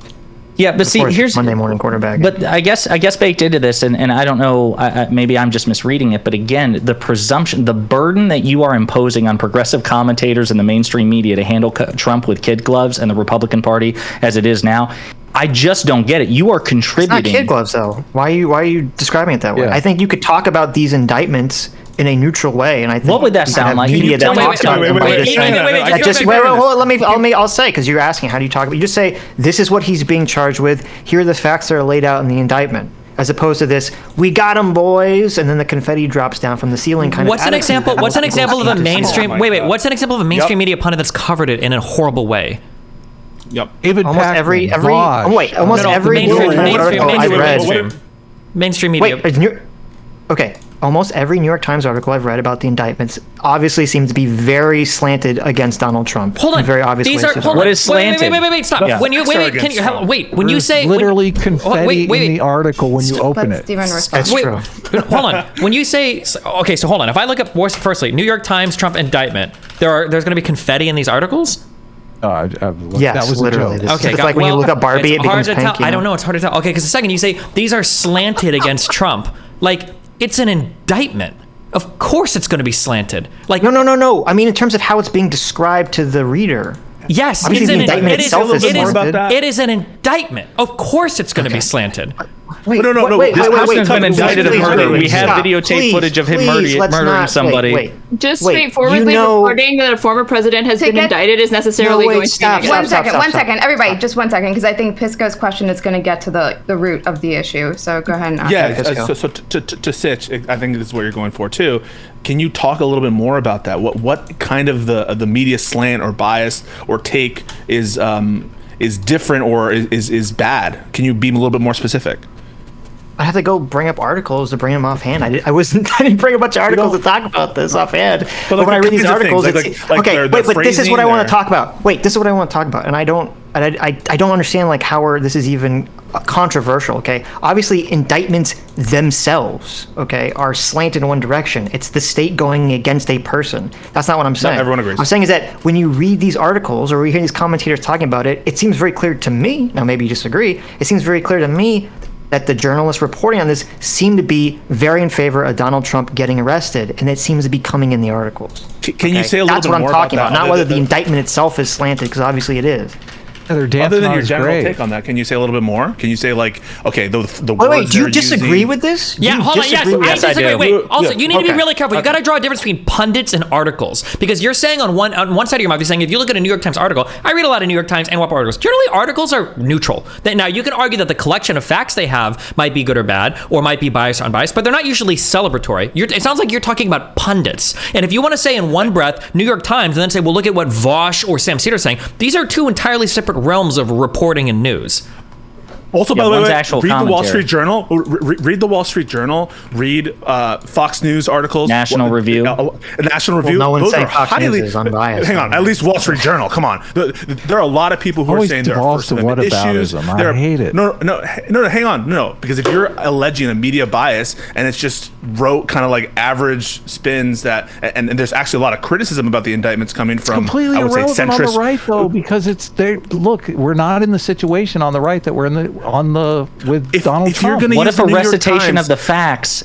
What if it's just a base recitation of the facts, and the facts just happen to look really bad for Trump? That's the thing. Like I'm trying. We fine have the then. phone There's no call. We problem have with the phone that. call of him, There's like no in the problem with national defense information. Yeah, this is classified. I could have declassified it when I was president. Like you can't present that or talk about it in a way that is neutral in a way. Well, maybe that can be spun in a way that doesn't look so bad for Trump. No, by default, it's going to be awful. To be clear, neutral doesn't mean you have to both sides the issue.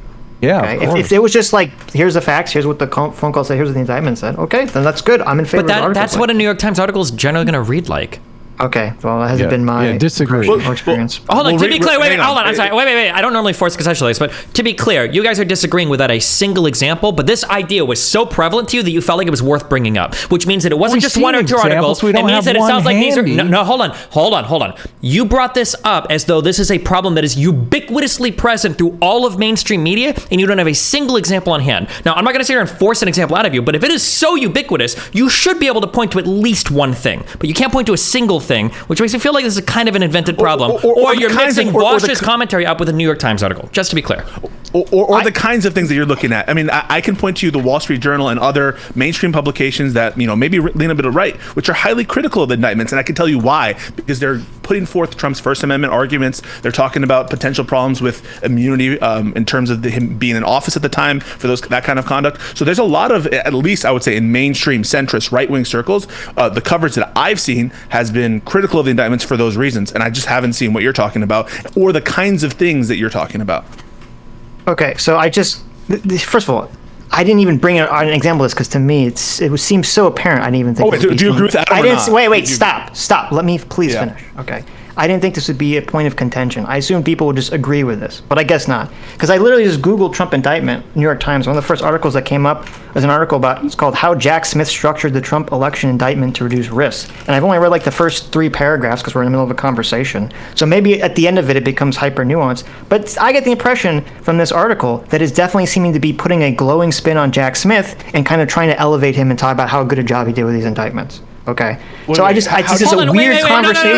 Real quick, because this is kind of like a 4v2 or something going on here. Adam Sitch, they were more prepared to talk about progressive pundits, not so much news coverage. So just to say, them not having it in their back pocket. Let's just keep going.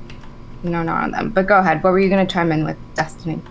I'm going to read this article now because I'm curious if it actually read the article. I haven't even read the article. I just looked at the first 3 or 4 paragraphs. I'm like, okay, it seems like it's putting a glowing thing on Mr. Smith here. Which part of the 3 or 4 paragraphs seems glowing?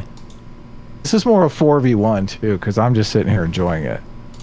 This was your point, Adam. It was your point, yeah. What do you mean you're just enjoying it? He's abandoned it to Sitch. It sounds like, because I read the first 4 paragraphs too, it sounds like it's just talking about a different way of charging these indictments in a way to sidestep a hairy First Amendment issue. I don't think any of these are glowing. It's not like, he did it amazing, he's so fucking smart, his dick is way bigger than Trump's. That's the 5th paragraph. It would have been more interesting.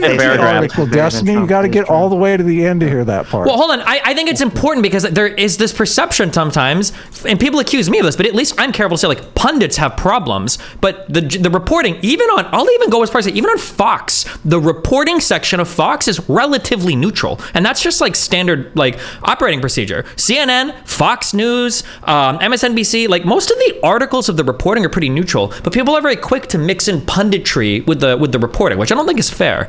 Chaeiry, is there a text part of this channel that we're in that we could like drop sources and stuff together? Oh, please, no, it's so boring. Let's not. No. I'm just saying, like, if somebody wanted a link to the goddamn article, that way we Google New York we Times have a comedy, Google Jack Smith structured Trump show here. Yeah, no. I did. I was just gonna share it for everybody else. Well, I see a PDF in that chat. Oh my god. I love Adam. I think Adam's great. I love the Sitch and Adam show. I always confuse it, but I heard this take from you, Adam, and I just thought it was bizarro land because even on CNN, even the pundits that I'm hearing, they're all saying, this is a very important case, this is a very like historic case, but it's not without its issues in terms of like it's fraught with, like I said, issues in first impression, First Amendment possible challenges, which are not trivial. I don't think that they're successful. I think that they're meritless, but they're not trivial. Pisco, do you believe in the concept of microaggressions? Do you believe that you can inadvertently offend somebody? No, I'm making a serious point here. I believe it. Listen, it's like all language. It's to a certain extent it exists if people think it exists. So if people hold on, just answer the question. Just answer the question. Do you think you can inadvertently offend people? Of course you can inadvertently. Okay. Yes, so do I. Okay. I think when we're reading these articles, I'm reading them from a conservative. I can see how a conservative might read this article. How can you control for that? Offended. Adam, they're offended at the reporting of the facts. Yeah. There's no way to control. The facts are by themselves. Hold on. The only reason I'm bringing this up is to tell you, Pisco, you're reading these articles thinking they are completely down the line neutral and that I'm insane. Because and I'm reading these articles. Yeah. And then I'm reading these, because you're coming from your own personal perspective. No, it's not. I'm reading these articles and I'm going, there's microaggressions all over these articles. It's a good point. No, it's a good point in the general sense of I'm reading this from a perspective of Pisco. And so whenever I'm reading something, I need to make sure to take off those blinders and read it as though I'm, Trump America. Yes, but even if I take off those blinders, I think that's a perfectly fine thing to say. But even if I take off those blinders, at a certain point, it's an exercise in futility because there's nothing I could write this article that would make, other than pandering directly to Trump, that would make it like digestible for a Trump person. This used to be the job of journalists, though, to understand that. To understand that the way that they do by implication, their job, you're saying that it's not the job anymore. By implication, you're saying that they're not doing their job and that these New York Times because I don't think they're unbiased. I think that they're. Well, of course they're not unbiased. No journalist, no actor who has any sort of political opinion, even in journalism, is or ever has been unbiased. I I think we should. As I think journalists are meant to Adam. challenge. I think journalists are meant to challenge, not to pander. I think journalists are supposed to give us hard truths that are sometimes going to be unaccepted by the American people, not just to give them red meat. So I guess we have a different opinion on what journalism. So let me ask. So Adam, can the facts of Trump's indictment, as we understand it, and the evidence which is publicly available for his indictments, like the Georgia phone call or the national, like the phone call where he's showing documents to whomever, or the shit that we know he said with respect to 2020 and the election surrounding it, can these facts be presented by a journalist in a way that is amenable to Trump supporters? I don't think it's possible. I think the facts of these indictments. We fundamentally disagree. You're describing the Associated Press. The Associated Press is probably the closest that you're going to get to completely nonpartisan, straight reporting of any ongoing event. Would you agree or no? No.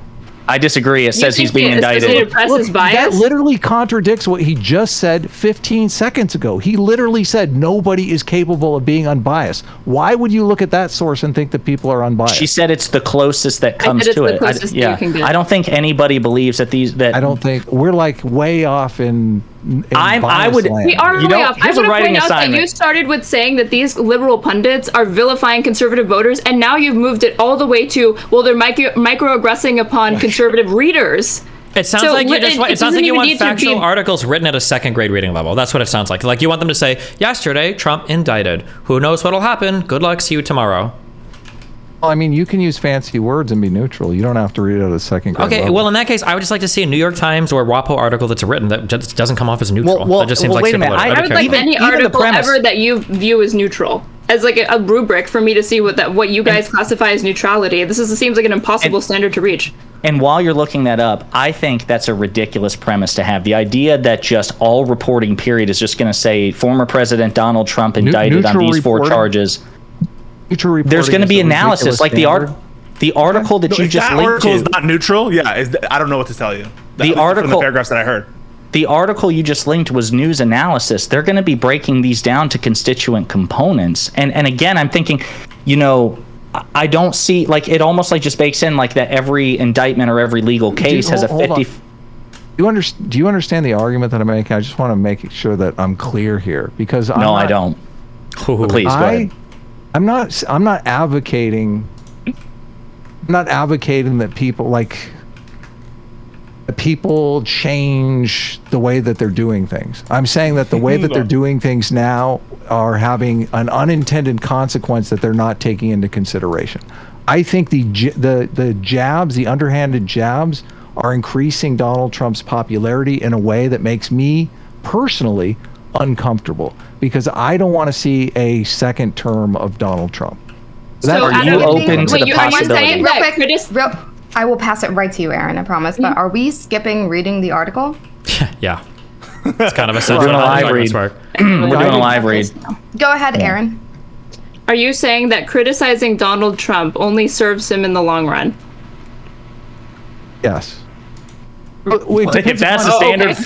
Wait, no, that can't be the answer. That can't be the answer. That can't be the answer. Yeah.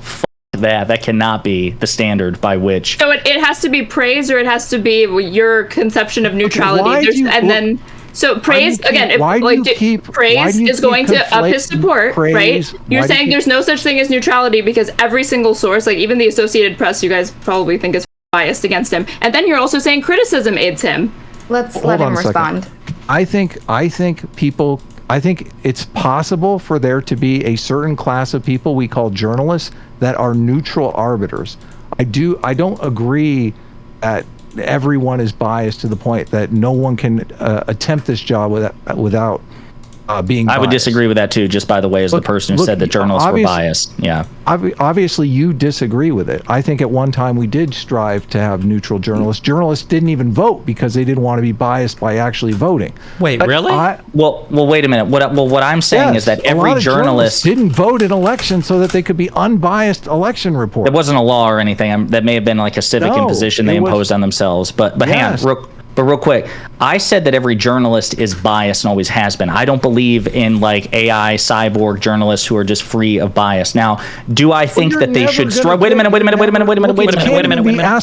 Wait a minute. The reason I agree that you should strive to be, but it's like an asymptote. You'll never get there. You should strive to be as bias free as possible. But number one, you'll never get there. And number two, the only reason I brought that up is because I don't think that you cited an example of biased writing. It almost, the arguments seem to be like, okay, I can't provide you an instance of biased reporting, but the reporters themselves are biased. And I was just biting the bullet and saying, sure, of course the reporters are biased, but unless that materially manifests in their coverage, who gives a shit? Mm-hmm. That was my, yeah. I also can't find any evidence for the claim that journalists used to not vote to avoid partisanship. So, okay, so while, wait, hold on. Okay. So while everyone was talking, I was looking through New York Times articles, and I will agree that I will take back what I said. I found lots of New York Times articles that did seem to be talking about the Trump indictment in a neutral or at least factual way for the most part. So I will take that back, and I will give New York Times credit for that. And I was allowing my bias towards, well, I do actually, yes. And I was allowing my bias towards New York Times when they talk about other issues like basically every article about CRT is completely wrong, to color my vision on this situation. So that was beautiful consensus. Adam, Sitch are also, to their audience, they're rewarding their entire audience with free New York Times subscriptions. Get it now. See them, DM them afterwards. Every single person watching. But wait, do you guys have a problem with like partisan journalism? Wait. Do you think overall, if you were just on like a numbers game in terms of mainstream media, do you think the mainstream media leans to the left or to the right, or do you think it's neutral? I would say that, like, if you looked at New York Times journalists or CNN or whatever, I imagine they vote Democrat. I imagine they have a liberal bias. I mean, in terms of reporting and, opinion pieces and even non-opinion pieces. Which way do you think it's going to lean? It's hard because you're ignoring Murdoch and local news and talk radio. And those are huge. Well, no, you can include that. I said mainstream media. Fox, okay, including everything, for me, it's a wash. Because the prominence of Rupert Murdoch and all of the kind of Republican channels and talk radio still is so influential in the places they are, that to sort of speak about media generally in like the number of media outlets, and in the number of media outlets that people cite, maybe there's a left-wing bias in terms of the readership and all that stuff. But to be honest with you, probably because there's a bias in readership at all. I'm guessing more. You think in terms of like. Well, I was going to say a ton of local news outlets are owned by the Sinclair Broadcast Group, and that's a conservative group. So Sitch, Adam, I don't know if you'd be amenable to this, but I think Jon Stewart made a compelling case for this like 10 years ago when he was in a conversation with Chris Wallace when Wallace was still on Fox News. So Wallace did the whataboutism too. He's like, okay, Jon Stewart, you say Fox is biased, but what about the mainstream media? And Jon Stewart, I think, made a very prophetic case. He's like, the mainstream media, its journalists are probably Democrat sympathizing, but in terms of their reporting, he says their bias is towards laziness and sensationalism. And he gave a couple of examples that were relevant to the time. I think there are even examples of this now. I bitch about it on Twitter all the time, where, for example, in 2018, when Donald Trump was president and the unemployment rate, or he had a great jobs report, it was like 180,000 or something like that. And the headlines on the Associated Press and Reuters and all the others, Donald Trump got, explosive jobs report, blah, blah, blah. Joe Biden gets the same figure like 2 months ago, and it's like lethargic jobs report. Like, I don't buy this idea that the mainstream media, the non-Fox mainstream media, is activistic in the way that Fox News is. Fox is like its own beast. There is no analog, not even close. Perhaps MSNBC, but MSNBC is a fraction of the viewer base. And I think actually you'll find more people on MSNBC who will criticize Biden and the Democrats than you would find Fox journalists or whatever criticizing the Republican Party and Donald Trump. Yeah, but they're criticizing him for not going far left enough, aren't they? I will give it right back to you, but I want to respect everyone's time, and I want to make sure nobody feels like they have to stay longer than they need to. We've gone over an extra hour, so if anybody would like to dip out, you are free to dip out. We can always do another topic of this. And if everyone's on board, then go ahead and stay. And go ahead, Sitch. I'm sorry, Sitch, what'd you say, buddy? I forgot. What were we talking about? Sorry. He was bringing up NBC. He had to read too many Fox. New York Times. Oh, you said about Fox. You're like, aren't they criticizing him for not being like left enough instead of pushing him to go Oh yeah, right? right. Yeah, when they criticize Biden, aren't they criticizing him for not going further to the left? Isn't that the criticism generally levied at him? I mean, maybe, but you had I Joe think for Scarborough on being MSNBC old, too, where he's kind of a conservative Democrat, and I think there have You been listen to times him like recently. He's pretty. I do actually, but my point is, criticism is criticism, right? I think you're going to find more dissent of the Democrats and progressives among the non-Fox mainstream media than you do.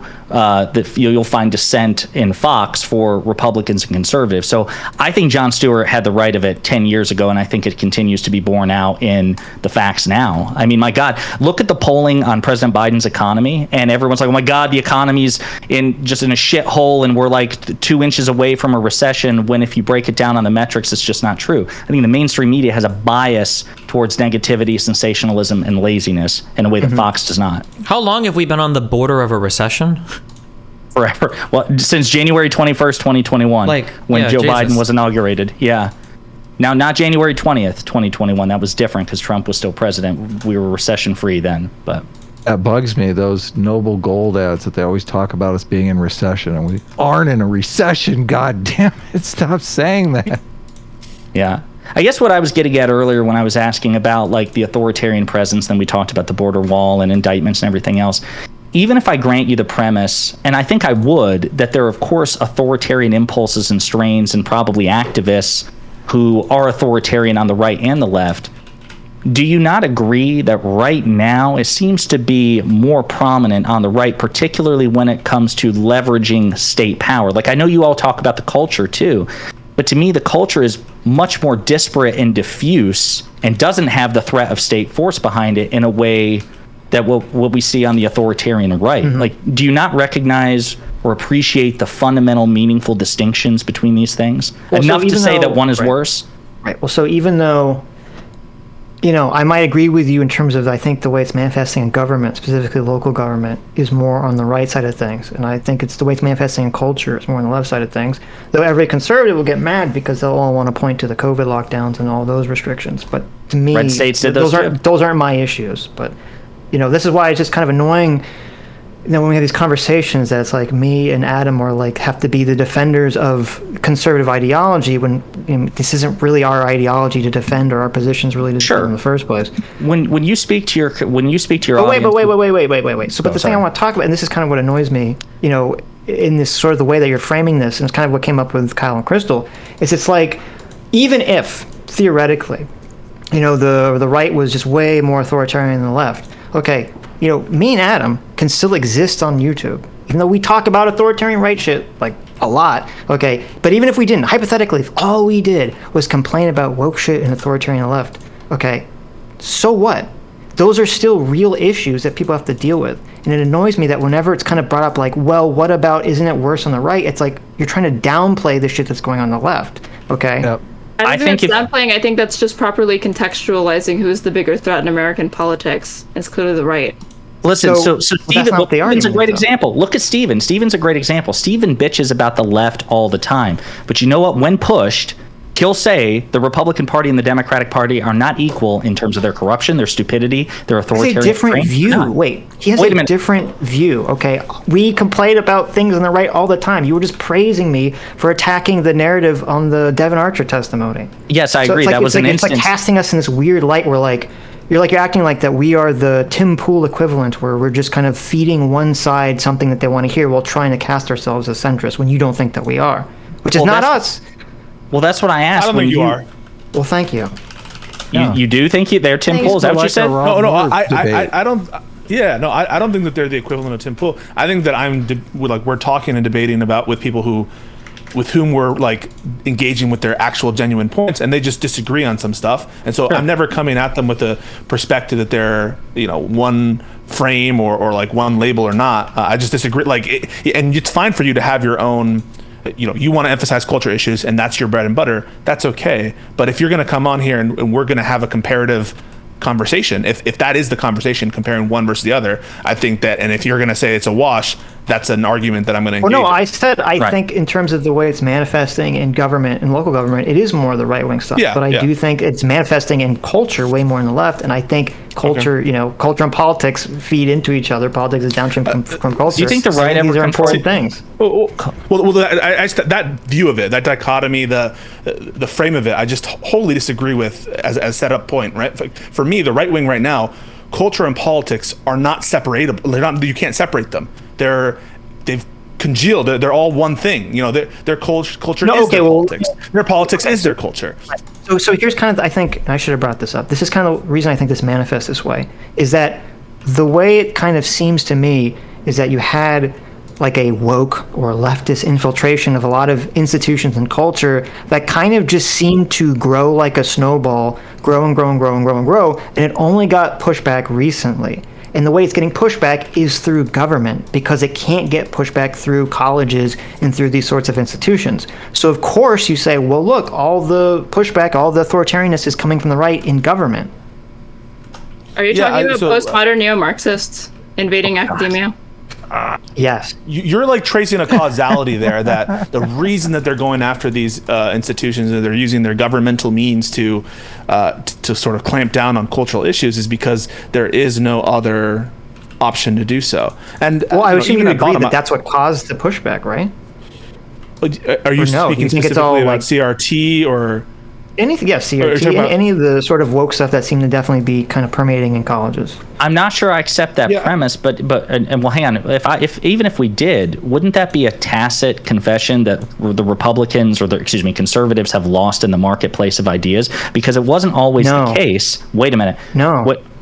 How did culture become woke or liberal or because leftist? it's from a top-down because it's from a top-down thing. Like we can use CRT if you want like a specific example, because if there was CRT and CRT concepts being taught in schools, or gender theory ideas being taught in schools, that the public doesn't necessarily agree with CRT or gender ideology or any of these things, but they were being taught in schools from a top-down approach. When do you think the left captured culture? Well, wait a minute. I'm thinking like gender ideologies. I know like CRT goes back to the 70s. Let's set that aside for a second. You're talking about gender ideology. If I again accept that premise, when do you think culture became woke? Because I thought teaching gender ideology, as you define it, was a relatively new phenomenon. It is. That's my argument. I don't understand. So culture only recently became woke, like within the past 2 or 3 years. Well, I say it started in 2014 and it kind of like snowballed and got bigger and bigger and bigger. Yeah. What was it prior to 2014? It seemed like from my opinion, as someone who was definitely further more on the left back then, I think culture in the mainstream definitely felt more to the left, but it felt more rooted in liberalism. And now it feels like the woke stuff is anti-liberal. So my estimation, and maybe others on this panel will disagree with me besides you and Adam, is that most of American history, it was, if we're going to use this label, anti-woke, and has become more woke over time. I think anti-woke preceded woke.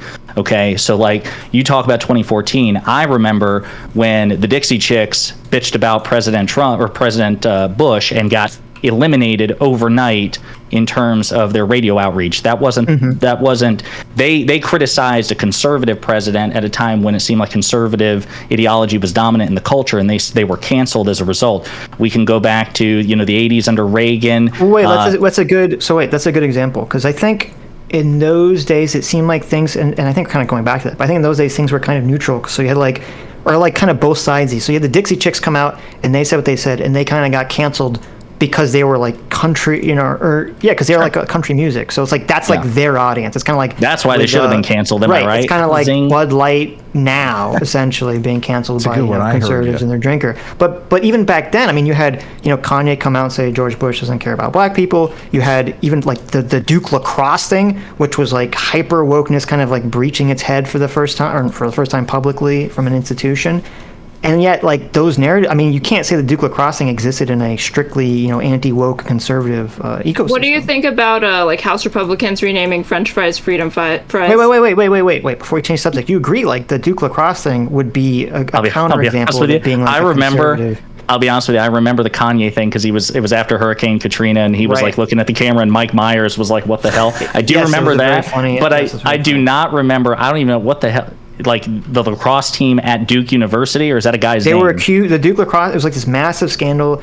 The Duke lacrosse team was accused of sexually assaulting a black stripper, like in a really horrific way, and everyone basically presumed guilt of these kids from the word go, and it was because they were rich white kids at a college. They were taking advantage of this poor black girl who was a stripper, and then it turned out the whole thing was like she just faked the entire thing. The entire thing was fake, and I believe they ended up suing Duke and getting a shit ton of money for this.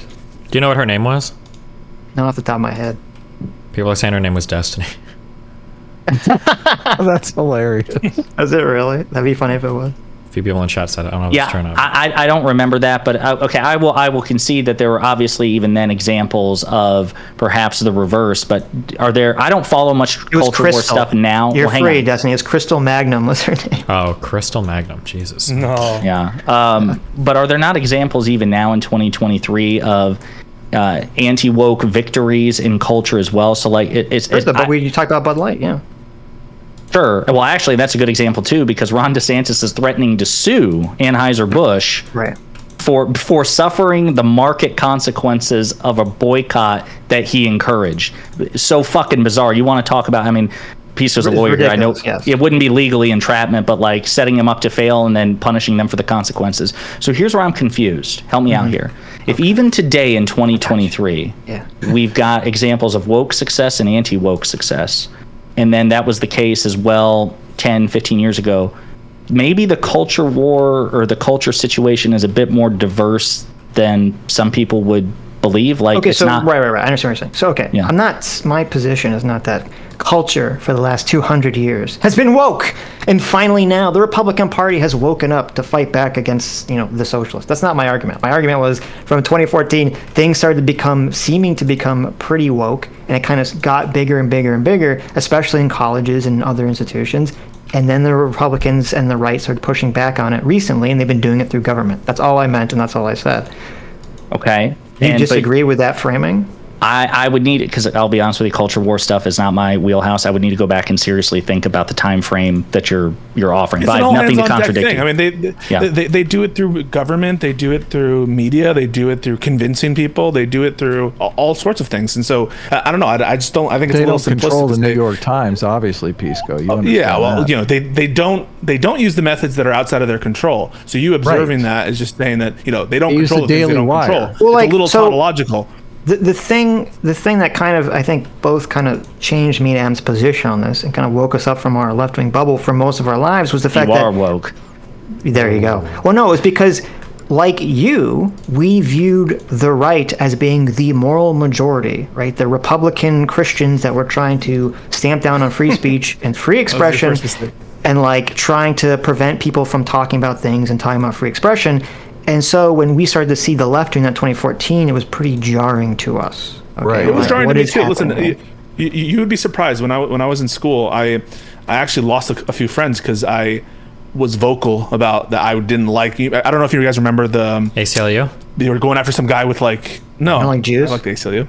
No, I don't know what you're talking about. Your What are mom you would saying? accept Am I that. crazy? Got him. There was some guy some woman going after a guy because he had dreads. There was a case where like there was a costume There's controversy.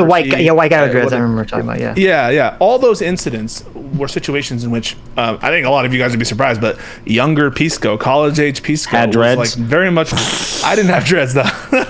My hair doesn't work that way. But I was like uncomfortable with those moments, and I think Destiny has been very vocal about his opposition to those forces. 100%. That's great. And I think that there's nothing. I don't know. I guess that's all I have to say. I agree with you on those points. I just don't see it as right now the predominant issue facing our country. I'm not like that happens, and I criticize it when it does. But I'm very alarmed by what I'm seeing on the right. Okay. Well, I mean, I am too. It's wait. Let me just. I just want to say, like, I don't know if you've been like James Lindsay, even who I'm sure a lot of you guys don't like, has even been trying to raise the warning bell about right wing Christian nationalism, taking over. So I definitely think what you're saying is a problem, and I do want to commend you, Pisco, because when I was listening to Mahler debate XQC, the lefty communist, were the only person that brought up property rights in a conversation about intellectual property. Oh, So don't thank even you get me for started on doing that because Steven has totally gone to the wind with this stuff. And no. no You're one muted, seems to Chaeiry. care. Oh, it's Chaeiry talking. Oh, are you a I commie? keep- I'm not I a was communist. just, No, I no, was no. just joking. I was just He was Oh, memeing. okay. Yeah. Well, I am it was too. red. Pisco, I keep pivoting back to Trump. Yeah. Which I think a lot of people on this panel would think of Trump as the most existential threat to society. 100%. Yeah. Politically, Okay, so yeah. and I am saying my estimation, and obviously, like I've said a million times, this is my gut intuition, is that a lot of the news media that is left-leaning, who views Trump as an existential threat, uses this non-neutral reporting method. I think that they're creating something that they're literally trying to fight against. So that's the only. Okay, and you I non-neutral? understand. Look, I understand that you do not believe that is true. You think that it's impossible. Whoa, to, let me hold on. No, he's talking to me. Here. He's talking to me. Yeah. Oh, okay. Yeah. I understand that, but I'm just saying this is my perspective, and we'll see how it plays out. So I don't. Your homework assignment, young man, is you're going to write an article about an existential threat in the neutralist terms possible, and I will grade it. I have Chat GPT. So what do you want the article on? No, damn it, you can't do that. Cop out. Wait.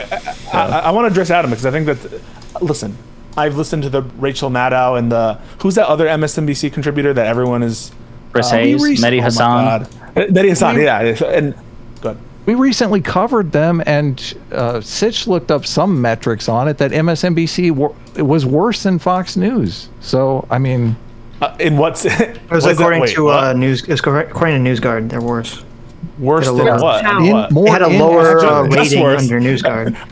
I feel like I'm listening to Spinal Tap Accuracy. go to 11. Okay, on accuracy. Okay. Yes. Well, no, listen, well, you don't. NewsGuard rates news agencies. It's supposed to be That's fine. fairly respected and neutral. And lower. It said that MSNBC had a lower score than Fox. That's not like. No, I think first he thing meant I'm he hearing didn't about hear it. you. Yeah. Okay. I'm not disputing the. I mean, they were I don't both know like who they the both hell had shitty NewsGuard scores. is. By the way, it's not like Is one this was before, good. Right? Is this before They or were both after in the the Fox toilet. lawsuit? It was after. before? It was after. That's a It was after. I believe so. Yeah. After. Oh, so maybe the lawsuit. That's a great point, Cherry. Maybe the lawsuit. No. This was. I believe it was don't know. after. So that included the Fox lawsuit. Yeah. As soon as it Chaeiry includes it in slips the those sense that it Crocs would be on, more- man, she's just like. Right. she's But I'm not like sure. Maybe dropping they haven't points updated left, it right, and yet. center.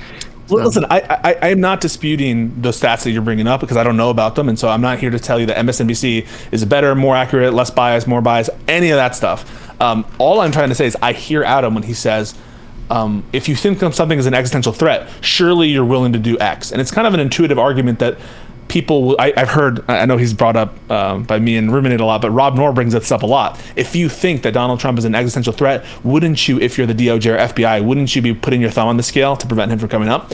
I think that there's an intuitive appeal to that. There's a kind of like almost intrinsic bias that a lot of Trump supporters say exists in all anti-Trump people that they absolutely and necessarily follows from their hatred of Trump.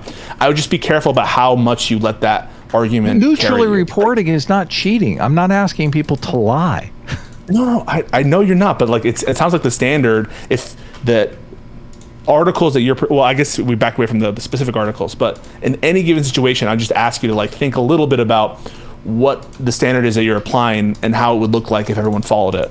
And like I hope that you're okay with like there being political pundits who do take like a polemical stance on stuff. Rachel Maddow has a right to exist, right? Destiny has a right to exist. You guys are polemical. You guys are. That's what I was trying to say before. Like, I think all of these people have a right to exist because you have to do this balancing act with free speech, and obviously free speech is important, and I'm for, expand people being able to say what they want to say.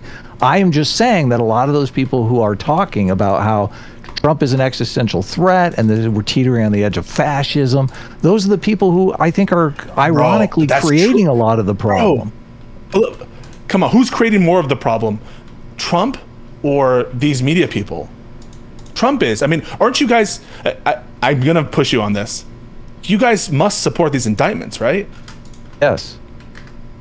I Your support audience the did Some doc- of I them so were invalid, but you didn't say which ones sorry. were invalid. I'm sorry. Let me specify. Don't you support... Well, hold on. Whether or not coup they're... I indictments? think... Look, I think they're true and correct. Okay, hold on, I okay. don't think anything is untrue in the indictments. So I think Okay. I think on the documents case, it seems from reading what we know so far, Trump definitely is guilty of what they're accusing him of. I think with the coup stuff, I only read the indictment once. The only thing that really stuck out to me that I thought seemed like worthy of charges was the fake electors thing. Creating the fake slate of electors. Come on, bro. What were the other things that you think were? I mean, he was I don't trying to think defraud the United States, right? Was he not? That wasn't that part of that was part of the defraud the United States charge, right? Was the creation of the fake? It was four counts. Paragraphs were incorporated. Yeah. Everything. If you read it, they all incorporated by reference the factual circumstance from the first count. So that it's all incorporated in each part of the counts. So, but let's just go off the facts. Suppose that Donald Trump had ordered the Department of Justice and the Attorney General to declare that that there was a bunch of fraud in the election. What do you think about that? If he hadn't backed down from that, because that's what he tried to do, I think that would be definitely a way to hit him with that charge. 100%. He did back down. So you agree that I'm not saying it's justified morally. I'm just saying I don't know from a crime. But that's what I mean, right? So if Trump had, let's say another one, if Trump had ordered the military to go and occupy Congress so that he becomes the president, obviously, of course. Okay, right. But if Trump tries to do any of those things, that's an attempt. Right? He didn't try to order the military to occupy the Congress. No. Okay, sorry. I want to be clear. I'm not saying that Trump ordered or tried to make any military directive, but that was merely an analogy to show that if the completed act is something that would be a coup or an attempt or like some kind of illegal act that you would absolutely condemn as as illegal, right? You would agree probably it would be illegal for the president to send marching in troops to occupy the Congress. If Trump called up the military in finger quotes, and said, "I want you to go, occupy the Capitol," 100%. Even if the military doesn't agree, that 100% should be a crime, right? Because he picked up the phone and told him to do that. So his attempt to do that, right? So it's different than just publishing articles about, well, the vice president can just unilaterally decide the elections. When you have a meeting of the minds and you take overt steps in furtherance of that particular purpose, that is for you to become the president, for you to tell the vice president to not certify certain electoral votes, whether it's construed, by the way, there's a difference of opinion and different on the facts, and I credit Pence more than Trump on this point about whether he said to send them back or just not accept and declare them as president. When you have that happening, whether or not Pence tried to do that, the fact that Trump is trying to do it, attempting to do it, and conspiring with others to do it, that's gotta be, you gotta agree with that at least that we are doing something about that in the indictment. Do you think it matters? Because I know in the indictment their position was that Trump knowingly lied about the election. Do you think that it matters? Do you think it matters what Trump, like if he knew he lost or not? Yes. His knowledge is so central. It is the most important part. Yeah. It is the most important part. And so what people will say is, how do you read Trump's mind, right? I understand that the burdens for proving someone's intent and knowledge is always going to be circumstantial evidence. It's hard, and it's not often that you have a case where someone will say in an email, by the way, I know I lost the election and I'm just I'm doing this to defraud the United States. Well, he did say that with the doctor on the trial. I understand what you're saying. I just want to say, that I was about to reference that. Sometimes you do get that, and there are some statements that are alleged in the indictments that show that he had an awareness that he lost the election based on the comments made to certain people. But if you just have the actions of like him being informed by his persons, people will tell me like, how can it be that so now you have some affirmative obligation to inform yourself? It's not like that. It's a totality of circumstances analysis on his conduct before the election, right? Where he's alleging fraud before there's even evidence of the fraud. The night of the election. Can you clarify real quick? I'm sorry, real quick, because I'm not a lawyer. Can you clarify? Because I've heard people talk about how important or not important Trump knowing that what he was doing was wrong is relevant, because I've heard some legal scholars say it doesn't matter after he's been informed past a certain point. It doesn't matter if he sincerely believes that the election was stolen. He's not given a blank check to do whatever he wants. Can you tell like how important is like mens rea or motive or whatever? How important is that to criminal charges? Is it like the hinge point? The mens rea is critical. So in order for him to, a fraud is something that's knowing, right? To defraud someone, to do something, to induce someone to some material disadvantage or something in the, I guess, private party context, absolutely intentional knowing states of mind are critical. But the difference is here, right? If you pointed a gun at someone and you shot them, And then later on in trial, you're going to say, well, I really just thought that bullets don't kill people. I really thought that. I really like, you know, and they're like, but haven't you seen movies? Yeah, you know, but I just truly thought that bullets don't kill people. Or I just truly thought that it's not the case that anyone could die from me firing a gun at them. And you just kept on that line forever. None of you are going to allow willful, malicious blindness to be a way out of criminal charges. You never would. You never would allow it in any of those contexts that I'm bringing up, where, you know, no matter how much evidence you're presented about the state of the world that bullets do kill people, you're shown slides, you're shown documents, you're shown, you know, someone kills someone in front of you, and you just still maintain that line. Nope, bullets just don't kill people. But are you going to let that? Like, wait. I just want to be clear on Sitch. In that example, would you let that person who's just continuing to claim that bullets don't kill anybody? Are you going to let them out of a conviction of knowing murder? No, not unless there's evidence that they were like raised by weirdos that taught them bullets to, you know, kill people. Yeah, well, in this particular case, he would have been told multiple times by experts that bullets do kill people and fired the gun anyway or attempted to. But my understanding was that like willful ignorance or whatever that the phrase is like if someone says, here's a package, I want you to deliver it, and you think that there's something illegal in the package, but you intentionally choose not to look into it, right? Like even though like you think there could be, right? Isn't that the willful ignorance thing? So one flavor of it is where you like it happens with there's like drug cases where you're pretty sure that there are drugs in your I don't know, trunk, and you knowingly not look so that you don't confirm it in your head. That's a flavor it takes. But like now suppose that you open up the trunk and it's like, here are the drugs, Mr. President. The drugs are there. You see the drugs? And he just like looks at them. He's like, those are drugs. Those are drugs, sir. We've tested them. Here are the tests that show that they're drugs. Here, I'm smoking this drug in front of you. This is my crack pipe for the drugs that we're having. And then someone comes up and so I think this is a fair analogy. Well, but just follow me on this analogy. Sorry.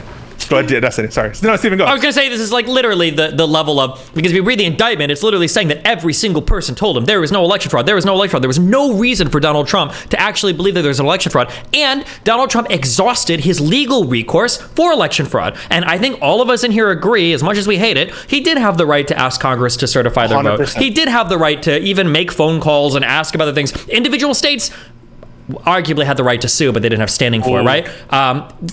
There were rights that were enacted that people went through, and they exhaustively went through their legal remedies to figure out if they felt like the election had been fraudulently done or not. But there's no reason for Trump to believe that. Nobody supported him. So we actually covered the January 6th coverage of the attorney generals, or I think it was Trump's legal counsel, whoever it was in the White House, that were the lawyers that were basically testified and said that they found no evidence of fraud.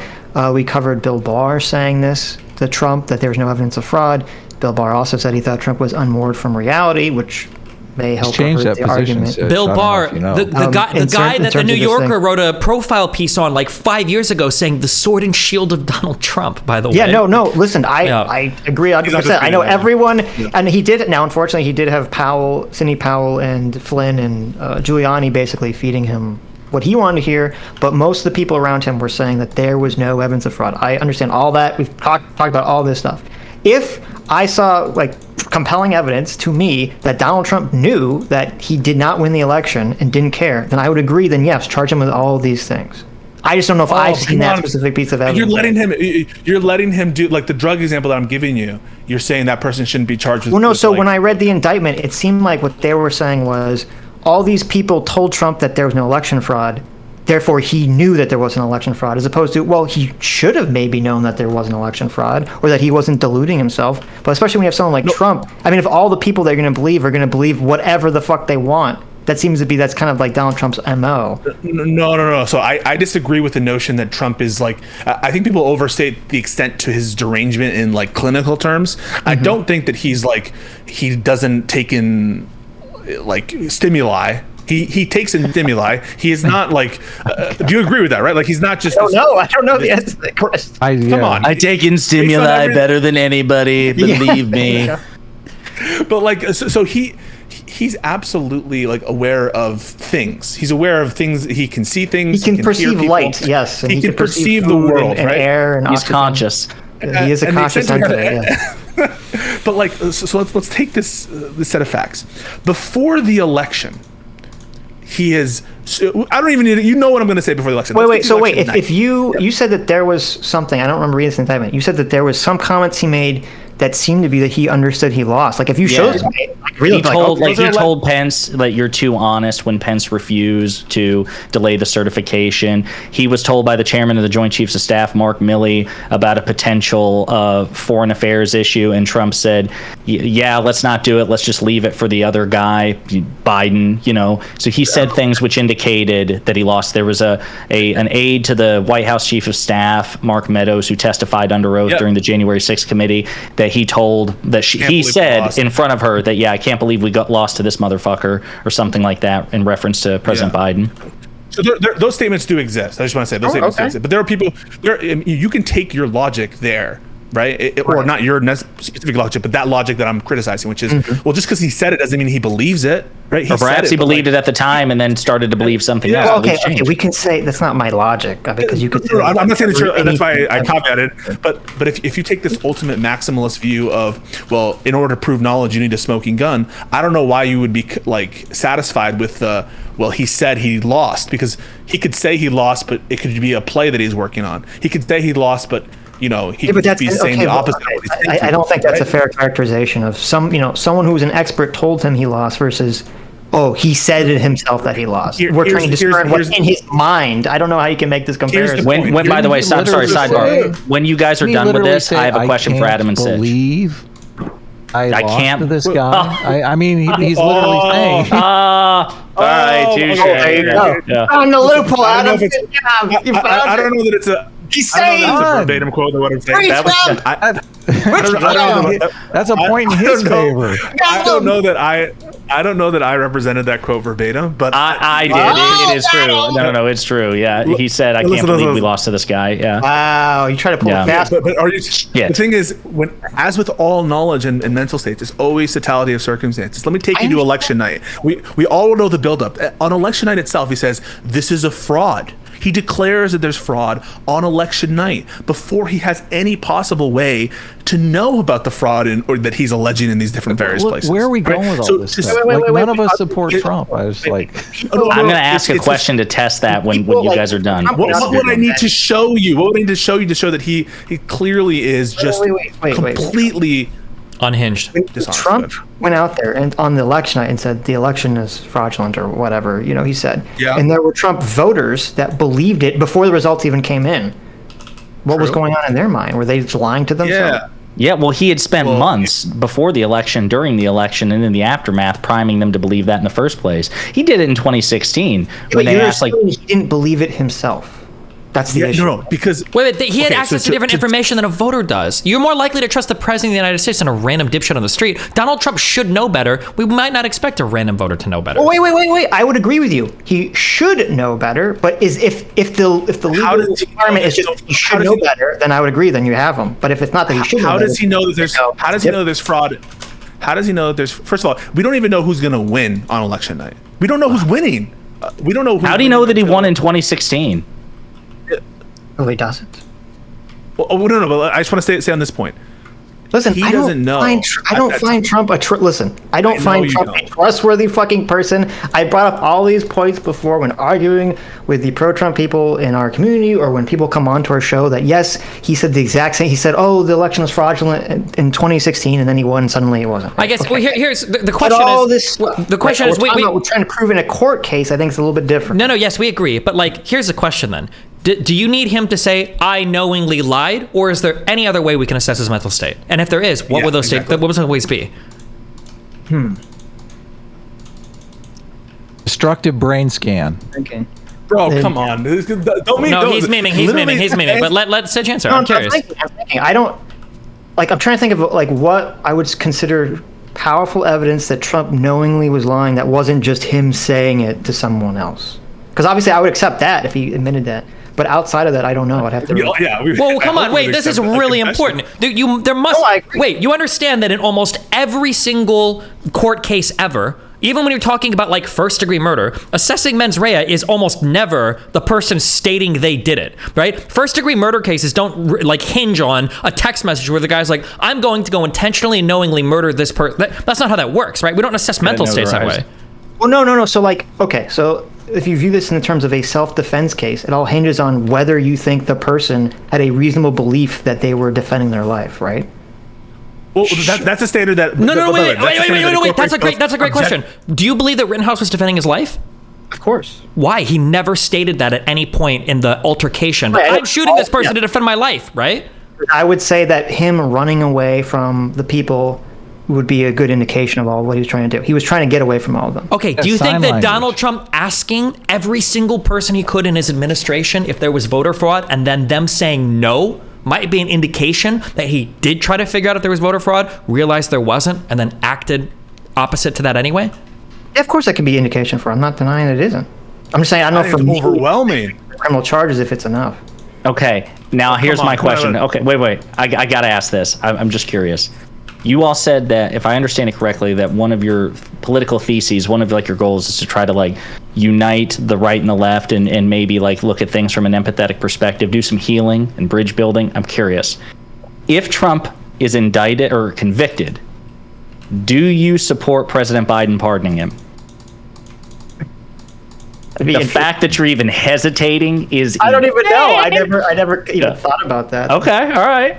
Like, should he pull a Gerald Ford and pardon Nixon? What is the correct answer that I'm just supposed to say immediately without even thinking about Absolutely it? not. Not even close. Yeah. Okay. Yeah. So I don't know the context of the situation. Like, has Trump lost the election? I don't know. Why do you say? How do you not know the context? This is like the most important thing to our democracy.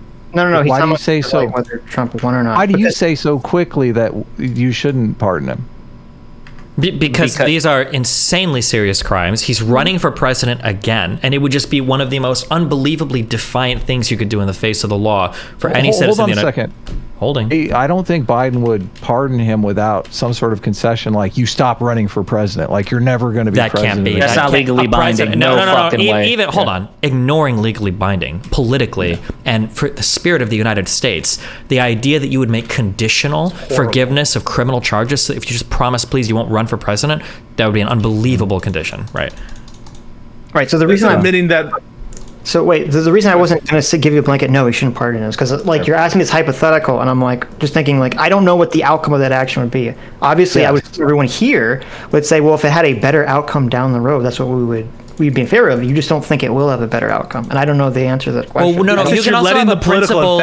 You can have a principled position on the law, right? Because you guys remember earlier, Pisco asked me this question earlier. Do you think whether or not it'd be good or bad politically should influence an indictment? And I think we all here agreed the answer should be no. So why are you now looking at the outcomes of a pardon, I guess? Well, Sitch didn't even answer that question. Okay, my bad. Isn't a pardon? Sitch, you never answered that question, actually. And I'll ask it again now that I have the opportunity. Do you think that politics should affect our indictments? I don't. The decision to indict. Okay, so if we knew, I'm going to reverse the question you asked to me. If we knew that Trump would win based on us indicting him now, would you still indict him based on the principles, assuming that you agreed with the indictments? Yes, unless I knew that Trump winning would destroy America or something. Okay, so then why is it so hard to answer this sort of pardon question? Because it's the same thing. If Biden pardoning Trump would end the hyper partisanship in this country, even if Trump gets away with it, I would be in favor of it. Oof. I said a oof. It's the fact that a man could be above the law. I think that what's happening, okay, I'm going to make mind-reading accusations here, and I understand if you both hate me for it. I feel like in your guys' minds, I don't think you think that the January 6th shit or all of the illegal Trump actions were that big of a deal. I think you think it's kind of bad. Completely wrong, and I've explicitly I understand that you're saying that, but it is impossible in my mind that you could ever be in favor of forgiving Donald Trump, save for what Pisco said. Maybe if it was somebody's about to nuke the world or rape 7,000 children or something, if we didn't pardon him, absent any unbelievable circumstance like that, I can't imagine how you could pardon Donald Trump from these charges. So if say Trump loses, because we're all assuming, right, that none of this is going to go to court till after the election, right? Is that the assumption? The verdict's probably. I think one of the at least the appeals will not be done for years. Okay, let's just say that hypothetically none of these even go to trial before the election. Trump loses the election. These go to trial. Trump loses and he goes to jail. Okay, and whoever is the president, if it's Biden or Gavin Newsom or Kamala Harris or whatever, they have the option to pardon him. if it's Kanye West, there you go. If they don't pardon him, then the right, for through sheer ignorance or stupidity or retardation, or however you want to characterize it, becomes more and more and more polarized. And in the next 5 to 10 years, it basically ends up destroying the country, tearing the country. Civil war. Okay, the Civil War, the Tim Pool Civil War actually happens. Or if Joe Biden or whomever does pardon Donald Trump, that starts to cool shit down and people chill the fuck out. To me, I'm not saying that's what's going to happen, but I'm saying to me that would be the worthwhile thing, and I'd be if you put Civil War with getting the better outcome than punishing Donald Trump would be my position. Let me give you what you want, Sitch. If I knew that doing this action would prevent a civil war and the deaths of thousands of Americans in this like brutal combat, if I had knowledge of that, I'd take that deal. I would. Wow. Okay, I would absolutely go. not. I would say at that point, I hate to do the leftist fear or whatever, the civil war needs to happen because you have people that are fundamentally incompatible with American democracy at that point, and at that point, the only solution is to boot them. Like that's what happened to unfathomable. omniliberalism. It is unfathomable that you could let a man. No. It's not. Really? No. Democracy's dead at that point. You already elected a quasi-fascist, and now you're going to let him skirt rule of law that extremely. That is, you're saying, oh my God, because like I said before, you'll never own it. You don't think it was that big of a deal. You don't think anything Donald Trump did was that big of a deal. That's you're putting it up against a civil war and the loss of millions of lives, Destiny. You're talking about like Donald Trump, like assuming our institutions didn't like hold up as well as they did, he would have destroyed democracy in the United States. Like, I don't know how else to say that. Wait. Even if that's all true, okay, you're still saying that you think having a massive civil war versus peace would be better outcome just to make sure he goes to jail. Yeah, okay, here, let me flip the question back on you. Let's flip the question back on you. Let's say that it was the case that if we pardon Donald Trump, there's no civil war, and then the next election cycle, Republicans elect an even more authoritarian leader, and he does manage to erode democracy in the United States, but there's no like huge civil war. Would you support that path? No, I wouldn't. Yeah. Why not? That's one of the that's a bad outcome. That's a worse outcome. So then you do believe that there is some blood worth shedding for the idea of democracy then? Of course. So my position isn't that far off yours then, right? Well, that's fine, but what I'm bothered is that you're trying to mind read us to say that because I guess we have a position that's not that far off. Okay, you're saying that we don't care about the January 6th stuff. Donald Trump was an anti-democratic president that you want to allow the Republicans to have flirted with for 4 years and then to walk away from the consequences of that flirtation. If it has a better outcome for this hypothetical, part of the outcomes, the millions of lives that voted for a fascist leader. That's the consequence of it. If that is what it is, then that is what it is. Us too, though, Destiny. Us too, though. Yeah, it's going to kill a lot of liberals too. A lot of men, women, and children. I just want to say, I want to give Destiny what he wants. I want to give Sitch what he wants. I think a civil war would be justified if Trump were successful in any of what he was trying to do. Do you agree with that, Sitch and Adam? Yeah. So I think we agree on that. I think if Donald Trump successfully overturned the election, that a physical civil war would have probably happened. Yes. Yeah. No, and I think. I don't know. Wait. Let me back up a second. Even if he did, I'm not even sure. Like, if he did, and the Supreme Court, ruled on it and said yes, Donald Trump is president, and the military split in half and backed him, I think there would be massive physical civil war. No, but wouldn't you support civil war to depose Trump if he was successful in stealing the presidency from Joe Biden? Yes, if Trump overthrew it through the means that he meant, or the means that he tried to do it. What he was trying to do. Voter fraud and all this stuff, That's literally, so we were literally, arguably, a few decisions away. Let's say Pence decides, I think Donald Trump is right, and let's say that on that day, on January 6th, Pence says, I'm not going to certify the vote for these states, I'm going to change them. We're going to say Donald Trump is president again. At that moment in time, you would support a counter protest against the January 6th insurrectionists? Can you repeat? Wait, I got lost in the January 6th happens. January 6th happens. They manage to overthrow the vote because Pence agrees with Trump. Would you support other people going there to protest then, and then it turns violent, I guess, to take back, the Capitol building? Sure. Okay. I don't see how. The thing is, bro, the Republicans would have fallen in line. This is why when people will say, well, why weren't the left angry about BLM because more property was destroyed or more lives were lost? People don't realize, I think, how dangerous that action was for our democracy and the buildup. If if Pence had followed along from Trump, what do you think are the odds that the other Republicans fall in line? They're probably pretty high. I don't disagree with that. Yeah. So like, this is a close shave. I think it's a close shave. And this was an unbelievable action from Pence. I even saw it on election night because Trump walked out and declared himself the victor before the votes were counted, and it was Pence that walked up after. It was like, we're gonna go ahead and wait and see what happens, right? Where he obviously put his stake in the sand, where he wasn't going to support Trump there. But like, who knows if Pence would have supported Donald Trump in that measure? Who knows? That well, and Pence let's be might have very been the clear. one guy standing between U.S. democracy and oblivion. He might have been. And let's be very clear to Destiny, to Stephen's point there, Mike Pence struggled with that decision intensely. If you look at the reporting, if you look at, I think... he called up Mr. Dan Quayle. Yes, yeah, Dan Quayle. He was on the phone with Mike Lee of Utah. He was like, listen, my default is this is a bad idea, but can someone please justify it for me so I can do this?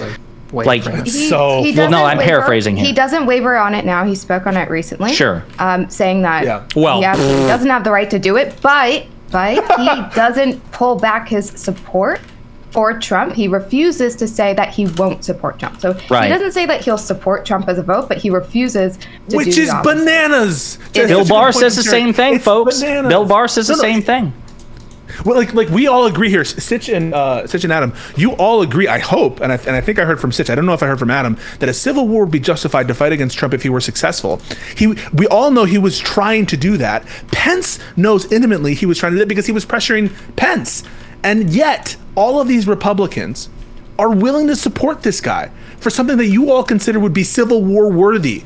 How can you not see the situation where 80% of the Republican Party would support, probably more, would support Trump? He has a chance to win the White House, and for us not to be fucking concerned. We're very concerned, more than fucking people when have I ever in said you can't be CRT and concerned? shit in Florida.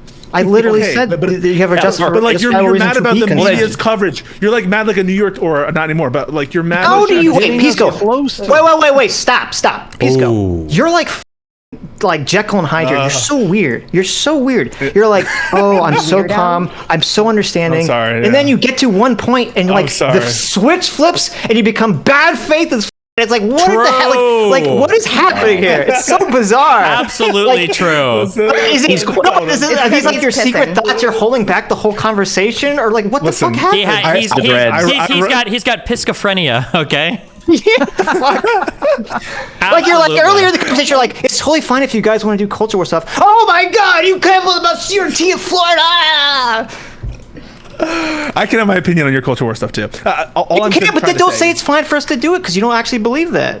Well, it's a good point. Yes, it's not fine. You have to focus right. on this. Thank you, Pisco. Yeah. Yes, exactly. You have He's to right. It's not focus on. fine. Listen, not right now. No. In triage. Your emphasis. I think it's always fair to criticize people's emphases. Yeah. You love culture stuff. That's stuff you like to do. I literally said, I don't know if this was before you came on. We literally lost a massive part of our audience when we covered the January 6th stuff, and coming out and saying that we thought Donald Trump was fucking wrong and that the election was not stolen. And what he was doing was crazy. So then how do you intend to win what's left of your right-wing audience that you say is still like 60% of it? Because I don't say that all the people supporting him are all fascist. Because I think that they truly believe that the election was stolen, and that's why they're supporting him. Well, right, but my question to you is, okay, so like you came out hard against Trump when you were covering the January 6th stuff. They withdrew their subscriptions or whatever. They're like, no, fuck this. He's too hard on Trump. Then you tell me, even to this day, your audience is approximately 60% right-wing, and part of your strategy, or at least your general approach, or both, I have no idea, but is to kind of massage them a little bit. Like, listen, we're kind of the cool left-leaning centrists in the sense that we're going to talk shit about the left. He didn't say that, but or whatever. I'm paraphrasing here. Like, I'm saying, like, I thought that part of your approach was that you were going to criticize the left, I assume in part to curry credibility with your audience, right? So then my question... Oh, you don't care? They said this earlier. Because they deserve it. They have it coming. They said this earlier in Josiah. I don't think that you criticize Destiny when he does this, where he says it irks him more when it comes from his side. Oh, we fought. No, Stephen and I have fought about that. We've been on streams where I bitched about that before because I probably turn those off. You guys have faced it. I'm certain of it. Yeah. I see Destiny face it all the time. From an emotional perspective. Stephen's a weasel. That was actually the first argument that Steven and I had on stream, where I challenged his focus. I'm like, listen, I've heard you say that, progressives and conservatives, or the right and the left, are equally anti-democratic. That was the first time he and I ever spoke to one another was about that. So that was such a cope take from Steven. He's like, oh, because you want No, I didn't. No, fuck no. You're not gonna. We're not turning this on Steven, because I want to get some answers. Yeah, I want to get some answers out of Adam and Sitch. But like, no. I do have this disagreement with Steven from time to time. And listen, I'm not saying that I have the perfect formula. I think there's some tension there that's going to be inevitable. But I thought that in addition to criticizing the left genuinely, I'm not saying that you're faking it, but I assume, like, are you not activists? Is like the goal not to change minds, or is it just to reinforce your majority audience's low opinion of the left? So, and I guess I can understand where your confusion is coming from here, because I think some people view, whenever you talk about anything political related, that the goal is to get people elected into office. That's never been my goal or Adam's goal. Or even to change minds, just out of curiosity. It's for us to change minds in terms of to like try to get people to understand the other side's position. I mean, if you're going to say like, how we're kind of doing this, I'd say the two things are to try to get people to understand the other side's position and to kind of critique and deconstruct the woke shit that I think is poisoning our society. Those Fair are kind enough. of the two In a neutral overarching way. things for In a neutral way, right? in a completely not neutral way, no. In a completely not neutral way. When it Woke comes is to also, then getting, we perceive of woke as being anti-liberal too. You should say that. Yes, so I consider people know what woke you mean. anti-liberal. I imagine Trump's pretty anti-liberal too. Just saying. Well, yeah, support but he would be DeSantis, guys? anti-liberal from the right, so. Yeah, Who do you support when president? You too. I don't really support anyone right now. I don't even know if I'm going to vote, but but DeSantis is very anti-woke. I didn't. I'm not going to. I told you I don't like what he did with Disney. That really rubbed me the wrong way. Okay. So. Between Trump and Biden, would you vote for Biden? I'm not sure. Jesus. I voted for Biden last time. Jesus Christ. I voted for Biden last time. I don't know if I'm going to vote for him again. My goodness. So we'll see. Well, I don't think you know you'd vote you're for not Trump black. though, Sitch. I think you'd probably. No, abstain. I would not vote for Trump. No. Yeah. Oh. Why would you What about not you, vote for Biden? I'm going to ask why. Why? It's too long to get into at this. No way. I'm too You tired. prick. Oh. I'm going to punt on Okay. that one for next time. What about you? Voting Adam? for Andrew. I'm going to write in Andrew Yang. So. Why? Oh my god, that's so cringe. Did you know that he actually is Wow. coming out with a GPS? Did you know that? He's not just I don't it's yeah, he is. He's coming out with the Yang PS. It's not left, not right, but forward, and you just keep going straight every fucking time. I can't. Jeez. I cannot stand this guy at all. You don't like Andrew Yang? Oh, No, I okay. do not. Wait, Adam, I think Adam, Asian are you people- serious Glad I, about the look, write-in? I'm glad I said. I was only memeing, but I'm actually glad I said it now. It triggered you. It did trigger me. I have to go. Wait. I just want one more question before I leave for Adam and Sitch. Are you both going to consider voting for Joe Biden? Of course, Consider it. Yeah. Yeah. Okay. All right. Much love to you all. Thanks for the chat. And hey, let's talk to Rob Norris soon about Devin Archer. I'm not. No. Look, oh my Yes, God. actually, yes. Now, look, You need to bring the right and the left together. We had That's like how you a do it. 3 Not or Rob 4 hour Moore, though. conversation with Rob. You did a really about, good job on that, Sitch. Thank you. About all the Burisma shit. And the entire conversation is going to be that again, plus the Devin shit, which is like a tiny. There's no reason to have the conversation. Steven said he'd do it. I don't know if he said he would join you and he would debate Rob Noor with you about Devin Archer. Okay, well then I'll do it for just the. Wait, I said that? Views in the club. You did. I'll do it You did. just Steve, for did you that. hear that? He said, "Wait, I said that." Yeah, there you go. That's Yeah. what he's saying. That's bullshit. My All bad. right. Much love, guys. Bye, See you, man. Pisco. All right, thank you. See ya. I am gonna end things on my side and Okay, kinda cool. give you guys a choice to keep going if you'd like. Wait, I who? do want to. Oh, I'm ready to go. Yeah. How about, Do you want to No, debate Rob nobody's Moore responding Destiny to that shit, Steven. on Were you Devin 12? Archer? Go back to your mom jokes. Okay. How about I just go back to your mom? that is a solid Wow, joke right there. holy I want to specifically thank Pisco for coming in and Aaron for being our strongest woke soldier. It was wonderful Anytime. having you afterwards. Yeah. And then I'm this not going to was- thank the rest of you again. Look, Go this ahead. was a great Wow. conversation, and thank you, Chaeiry, for setting it up. So, I mean, this was a lot of fun.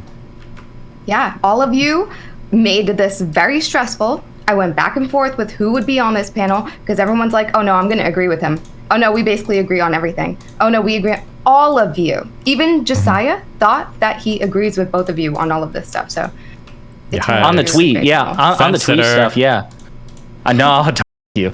No, I remember when she sent me that. I'm like, I don't know how much we're going to disagree on this, but I think we end up spending like a collective 3 minutes and 20 seconds on the tweet in question anyway. So Also, don't let him say fence sitter. He's the one who called conservative voters retards, and he was the one who thought that he definitely is eye to eye with Adam. Well, listen, I don't say anything about the tweet that I disagree with. Okay? I disagreed with the whole tweet that you guys put out. I thought we were going to talk more about we that. would love to have both of you guys on. Straighterade. Straighterade, yeah. Yeah, sure. We'd love to have you on our show sometime if you're down. Mm-hmm. So, Awesome. And Well, same thank you guys same for with you, coming. Josiah. So Appreciate and it, Dustin, guys. You're welcome as well. So Yeah. all right, take care, everyone. Have fun. Yes, Bye. Yeah, bye, everybody. Thanks, Chaeiry. Hey, everybody. Thanks for this conversation. See you, Adam, Sitch, Steven, Aaron. Bye. Bye. See you next time, bucko.